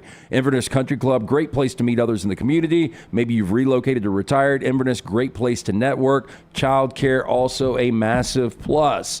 Make sure you get a tour of this unbelievable club. Call Aaron. Book that today, 205-991-8608. That's 205-991-8608, or online, iccalabama.com. 180 is what they're saying in the mybookie.ag chat room for the home run derby. 180 get in. Well, if it's 180 get in, and you're standing around with everybody else just up on one of those decks, if that's 180, I would think that I said 100, 200. The All-Star game's got to be double, right? $241 is the cheapest price I see on StubHub. $241 a piece For Home Run Derby or All-Star? No, that's All-Star game. That's actual All-Star game Tuesday night. It's a good call there. That's a lot of people great say stadium. A lot of people say they'd rather do the Home Run Derby. I had. That stadium is incredible. Went to Rangers Giants out there, and if you're ever out in Arlington, got nothing else to do, go to that stadium. That's a terrific. Yeah, I might do one of the two. Yeah. It is time now for Trash. It is brought to you by our friends at Mortgage Right Rockstar. If you will, by the way, congratulations on a great show this past weekend. We saw the clip yesterday. Your next one is when? Friday. Friday? July 5th, Where is this one? This is going to be in Loudon, Tennessee. Loudon, Tennessee, Black Jacket Symphony. Rockstar hitting the road again this week. Trash time. Hit the big button. I didn't want to overwork you because I know you're coming off a concert, but you can reach the big button, right? Yeah, right. Okay, do it. Here it is, right here. Just got to look for it. Got it. It's confirming the ground is now good to say. Oh, you've been joined by a beautiful lady. No, it's a man, actually, Derek. LT's Trash is presented by Mortgage Right. Mortgages done the right way. Hey, if you're looking for a new home, our friends at Mortgage Right here to help. Whether you're a first-time buyer or a seasoned home buying veteran, their great service and low rates make the process easy. So whether you are looking for your final home or your first home, whether you have a big down payment or need 100% financing, Mortgage Right, one-stop shop for mortgages. Visit them online, mortgageright.com. Call the Birmingham Highway 280 office, 205-900-7200, NMLS 2239, equal housing lender. Have you guys ever had to deal with lice in your house? Oh, my gosh, yes. Not in my house. On a road trip vacation down at Sandestin. One kid brought it home from school, and both kids ended up with it, and it is a total mess. Talking to Taylor about it yesterday. She said she had to deal with it once. Leighton dealt with it one time. It's awful. I still stick by. That was like 2 weeks before Bethany got the Bell's palsy. I think that stress led to the Bell's palsy. Pushed her over the edge, yeah. I really think it did. It's just the layers of everything you have to do to get rid of it. Like you have to start considering where have they laid their head down over the last 2 weeks. Yeah. What have they worn? Yeah, all linens. Everything. You just got to basically strip the house top to bottom and start over. We put all the pillows in the Yes, house. everything. Even after we'd done the treatment on the road, when we got back home, we put all the pillows in a garbage bag and set them in the garage for, I think, a month. We left them in there. Oh. And, yeah, you might as well That's burn awful. them. Yeah, I it's would awful. tell you this. If you've got boys, it's easier because you do the treatment, shave their heads, and start over. Send them on their way. They're fine. Yeah. Start over. Parents are scratching their heads over why more teens are getting lice these days. They may have an answer in high schoolers' favorite pastime, snapping selfies. Now, one pediatrician says she's seeing an uptick in older kids with infestation compared with 5 years ago. She attributes it to the social media lice. Everybody putting heads together? Wisconsin physician Sharon Rink told WBAY teenagers don't usually get lice because they're not sharing hats and things like that, and lice can't jump. So the only way they can transmit lice is touching their heads together, and that's what's happening with all these photos. Lice would be bad in the NBA. Now, in Rink's professional opinion, the frequency of group self-snaps plays a factor. People are doing selfies like every day as opposed to going to photo booths years and years ago. Lice, believe it or not, can move 9 inches in a minute's time. They don't jump or fly. That's not my speed. That's pretty slow. I mean, a lice is small, though. Yeah, it's still. It's a minute. Do you ever think of animals and insects in human life? Like, can you just see them having like a lice combine? They're like, oh, he's trying to make the he broke the 1 minute mark. He broke the 9-inch record right there. They don't jump or fly, but they can make that transition from person to person via crawl. Interesting. Yeah. Oh, they're filthy animals or insects or whatever. This is another pathetic attempt by a casino to dupe somebody. You guys hear the story. Tell me what you think. But right there, Denise Zell. Give her the money. I'll go ahead and say it. Give her the money. She has been gambling at casinos across the country, winning, losing more than winning. She finally hit the mother lode $127,000 jackpot at the progressive blackjack table at Detroit's MGM Grand. She screamed. The gambler seated next to her high-fived her. Onlookers cheered. Dealer congratulated her. And then it all came to a buzzkill. What? Casino refused to pay her. Azelle, quote, I walked out of there penniless. Now, she has spent months trying to collect her winnings to no avail, so she sued in a classic David versus Goliath tale unfolding in U.S. District Court. 65-year-old working-class Detroiter sued the casino giant last week, alleging MGM concocted a bullshit story to avoid paying her the winnings after years of taking her, quote, hard-earned money. The lawsuit stems from an incident that occurred on October 30th when Azelle and a friend ventured over to the MGM in Detroit to try their luck at the tables. Azelle wound up winning on the jackpot on the side bet playing progressive blackjack. But according to the lawsuit, after making her big win, MGM told her she was trespassing and refused to pay her. At this point, you're trespassing. Yeah, we had no problem when you were losing all the money. Now, according to Azelle, Pit Boss explained to her that she was the trespassing allegation stemmed from a 2015 incident when the casino accused her of panhandling and ordered her out of the building. As Azelle tells it, it was a huge mistake. What the casino considered panhandling was really her arguing with a cousin, not a stranger, over money at a blackjack table. She explained that the two had a deal that they would continue to gamble together. When one started losing, the other would float them some cash to continue playing. But that night, her cousin wouldn't give her more money, so an argument ensued, leading to Azelle getting escorted out of the business, or out of the building. I agree with you guys. Look, she was fine. She wasn't trespassing until she won the jackpot. That's right. Pay her money. Like I don't know how there's any conversation or argument against. Over how much? $127,000. Do you know how much they make off blackjack in a month? Oh, they probably made easily over $127,000 off her. Sadly, yeah, she's probably lost that. Yeah, I mean that is such a drop in the bucket compared to what a casino makes for these bad headlines. And if she is banned, then she can't come in. But if she has beat your security and made it in, that's right, and then she wins, you got to pay her. You got to pay her. What is progressive blackjack? What makes it progressive? If you it's a little more open to new ideas. I think it compounds a little quicker. Oh, okay. I think the payouts are faster. You get to play with flow. Bigger.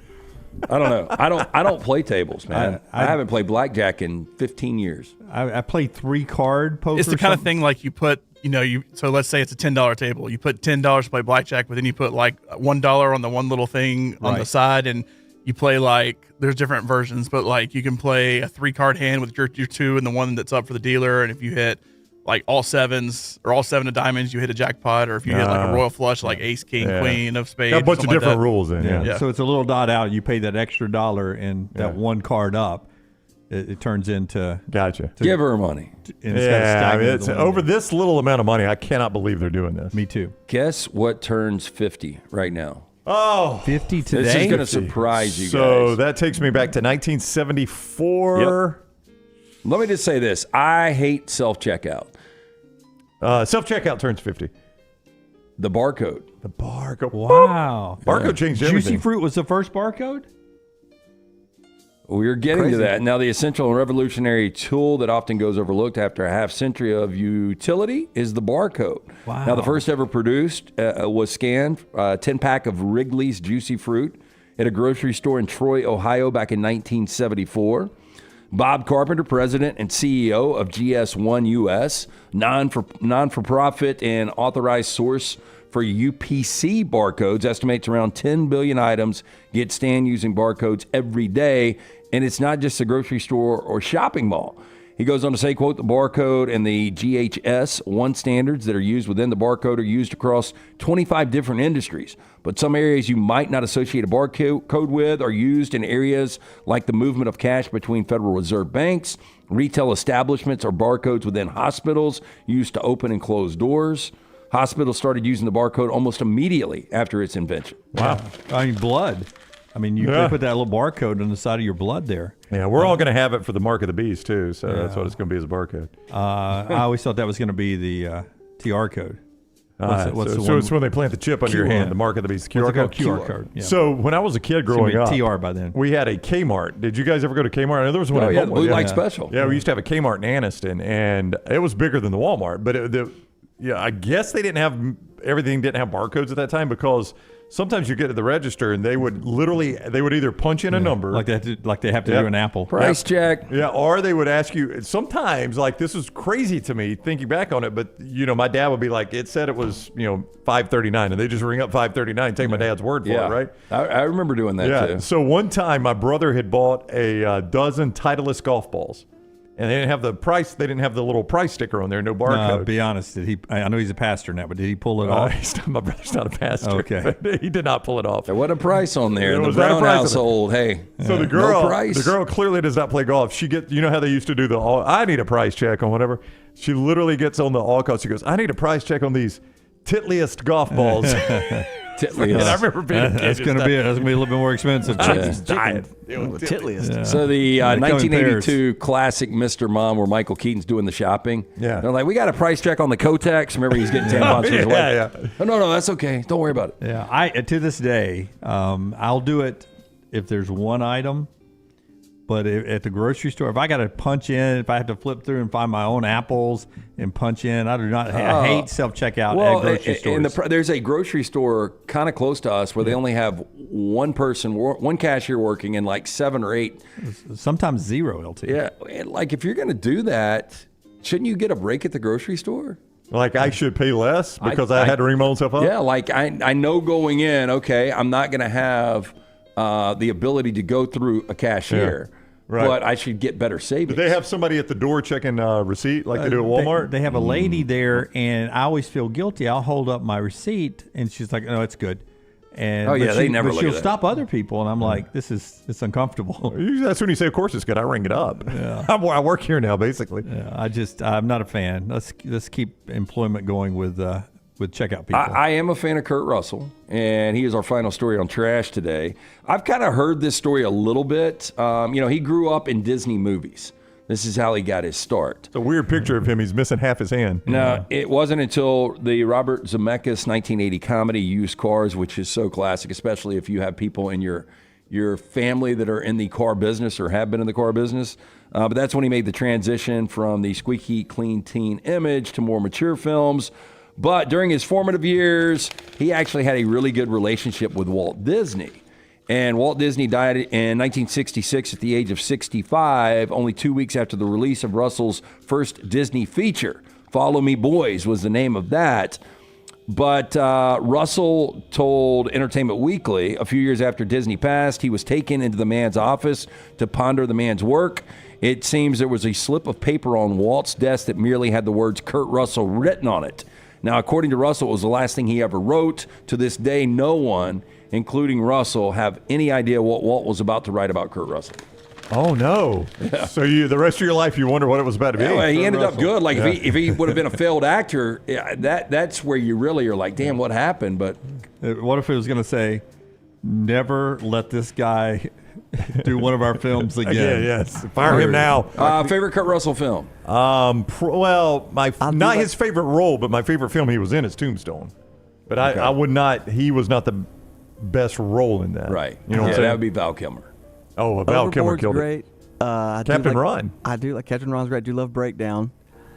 We watched Unlawful Entry last week. Jack had never seen it. He really liked it.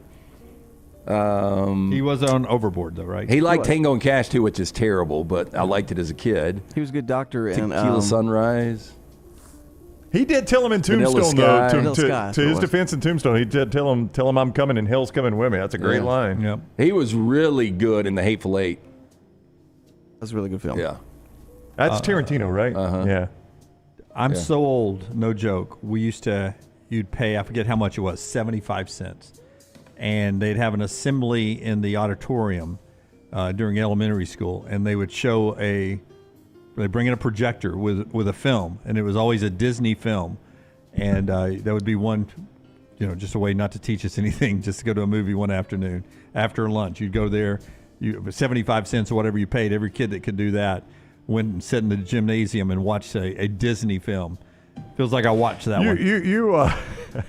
You went to school in a magical place. Y'all could pay to go smoke and pay to go to as long as you get money, you could do it. Education. We're going to take your pocket change it today. Seemed like a little bit of money opened every door at Thompson High School. I mean, my education level's right here. The Hot Tua girl right below me, if you saw the interview on Barstool. Hey, she's going to make a career out of this.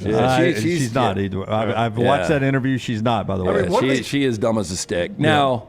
what do they think she's going to do a podcast on? I mean, everybody's going to have a podcast. Well, first of all, she didn't know who Dave was. Dave Portnoy? Yeah, didn't know who he was. Yeah.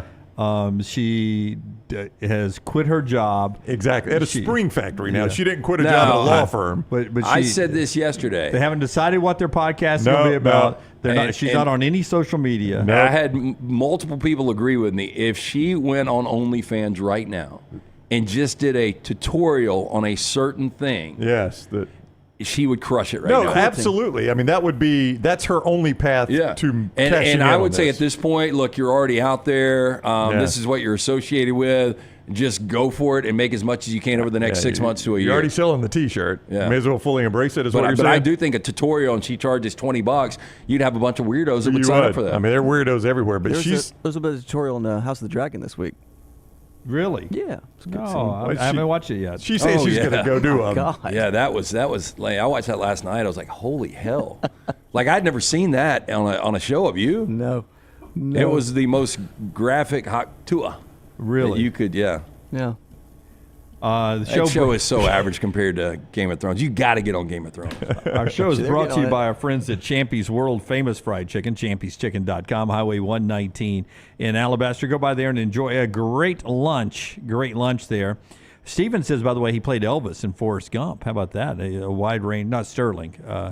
Kurt Russell played Elvis in Forrest Gump? Steven is saying. I don't know. Oh, yeah, that's true. No, he played Elvis in you got to get 50 miles from Graceland. 50 miles from Graceland. He was an Elvis. 500 miles from Graceland. Elvis impersonator with Courtney Cox. Yeah. Val Kilmer played him in True Romance. Sterling knows all this stuff, and he also knows how to cook the best chicken in the world. Brined overnight, cooked to order. Right there on Highway 119 in Alabaster is Champy's World Famous Fried Chicken. Everything Next Round is on demand now in the podcast section at nextroundlive.com. Hey, you. School's coming back. Time to gear up. And at New Balance Birmingham, we know what's up.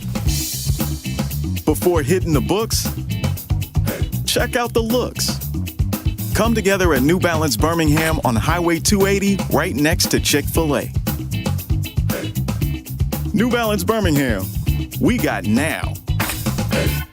This hour of The Next Round is presented by the Birmingham Racecourse Casino, now featuring 7 days of giveaways with your chance to win a share of up to $125,000. The more you visit the Birmingham Racecourse Casino, the more chances you have to win.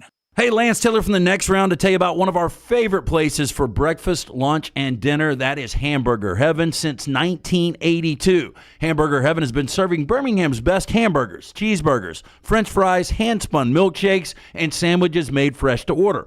All of their ingredients are fresh and prepared daily. This includes their beef, always fresh, never frozen, hand-pattied each and every day. For breakfast, lunch, or dinner, visit any of the 4 locations, Highway 280, Irondale, Gardendale, and Homewood. Hang out with The Next Round on the go. Whether you're driving to work, running errands, sitting on the beach, or you just need a break from the real world, we can keep you company. Check out The Next Round, Mystery Fifth Hour, and our other shows on your favorite podcast app. We'll meet you there. Hey, let me tell you about our friends at Urology Centers of Alabama. Compassionate and comprehensive urological care with 35 physicians, 17 locations across Alabama. Their patient-centered approach to all of your urological needs. Remember, they've got that new men's health center. It is beautiful, helping men with a wide range of sensitive male issues in a comfortable environment. You can always go online, visit urologycentersalabama.com, schedule an appointment with one of their many urologists today. Buying that perfect home is one of the most important financial decisions you'll ever make, so it's crucial that you have the right partner to help you through the process. Hi, I'm Lisa Zeig, Vice President Mortgage Loan Officer for Bryant Bank, and I'm here to tell you that we are that partner, making it easy to buy with confidence. We offer a variety of mortgage products to fit your unique home buying situation. That kind of hassle-free approach might not be what you'd expect from a bank, but it's exactly what you can expect from us. Give me a call today or visit one of our 18 offices across the state of Alabama and let me show you what banking beyond expectation is all about. You never know what we're up to here at The Next Round. The easiest way to stay in the know with our antics and adventures is to follow The Next Round across all social media platforms at Next Round Live on Facebook, Twitter, Instagram, and TikTok. Whether it's Dunaway sleeping in the studio, Tim and Lunceford breaking down the latest movie release, or Game Day Chronicles, we are here to keep you updated on the latest sports news while, of course, having just a little bit of fun. Follow at Next Round Live across all platforms to join in. Back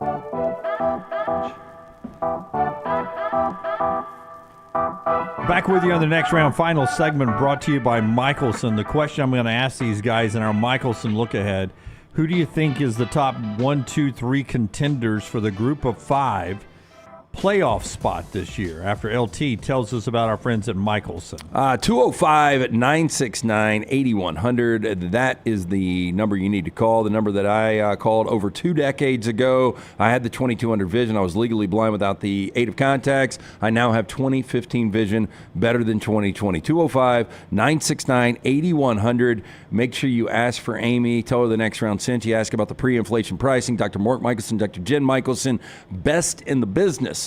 For more information, 205-969-8100 or michelsonlaservision.com. Just for some reference here, betting odds to win these group of 5 conferences. Usually you start with the American is the most likely destination that the group of 5 would come from. Memphis is back.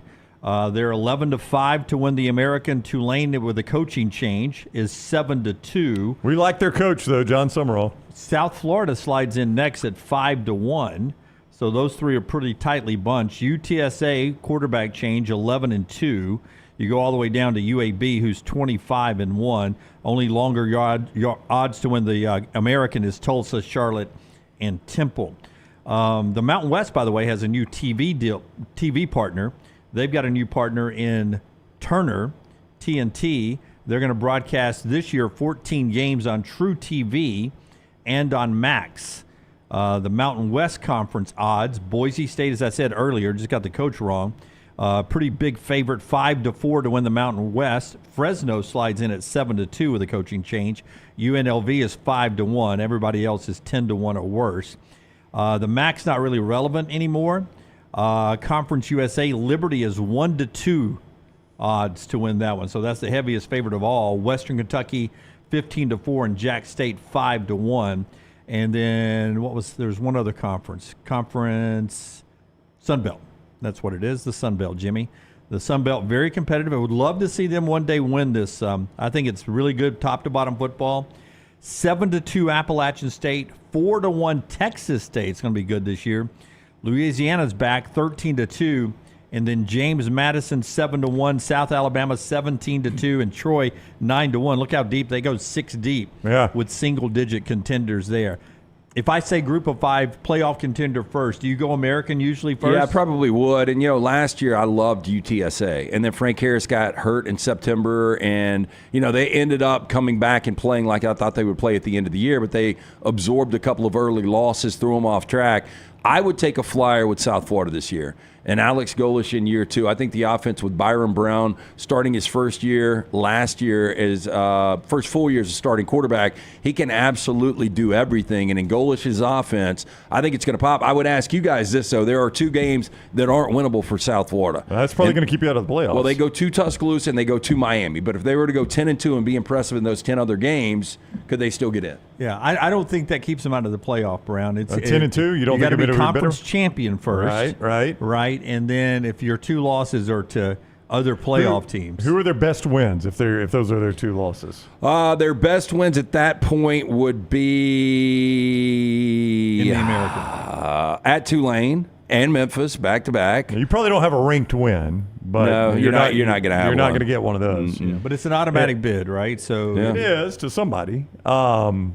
Andy Staples made the case this morning on his show that Liberty goes undefeated this year. Ooh, but gets left out. Yeah, with their strength of schedule, would you go with that schedule 10-2 USF as American champion or unbeaten Liberty? As Conference USA champion. Now Liberty, they're not going to have a ranked win either. They do, Jim, have to go to Fifth Third Bank Stadium in Kennesaw, Georgia for a game. So I don't know. Do you survive that? Do you think Liberty can survive that trip? What'd you call it? A cute little stadium. It's a cute stadium, man. Played a cute little stadium. That would be interesting because Liberty they've built a brand, though. They've built a brand, but their schedule.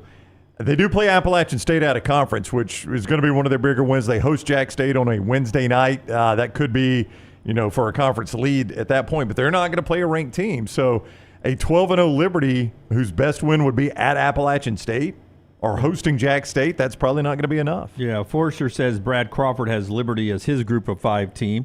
This is Brad Crawford's projection. I think Andy also had, and when Andy Staples did his, I think he also had Liberty.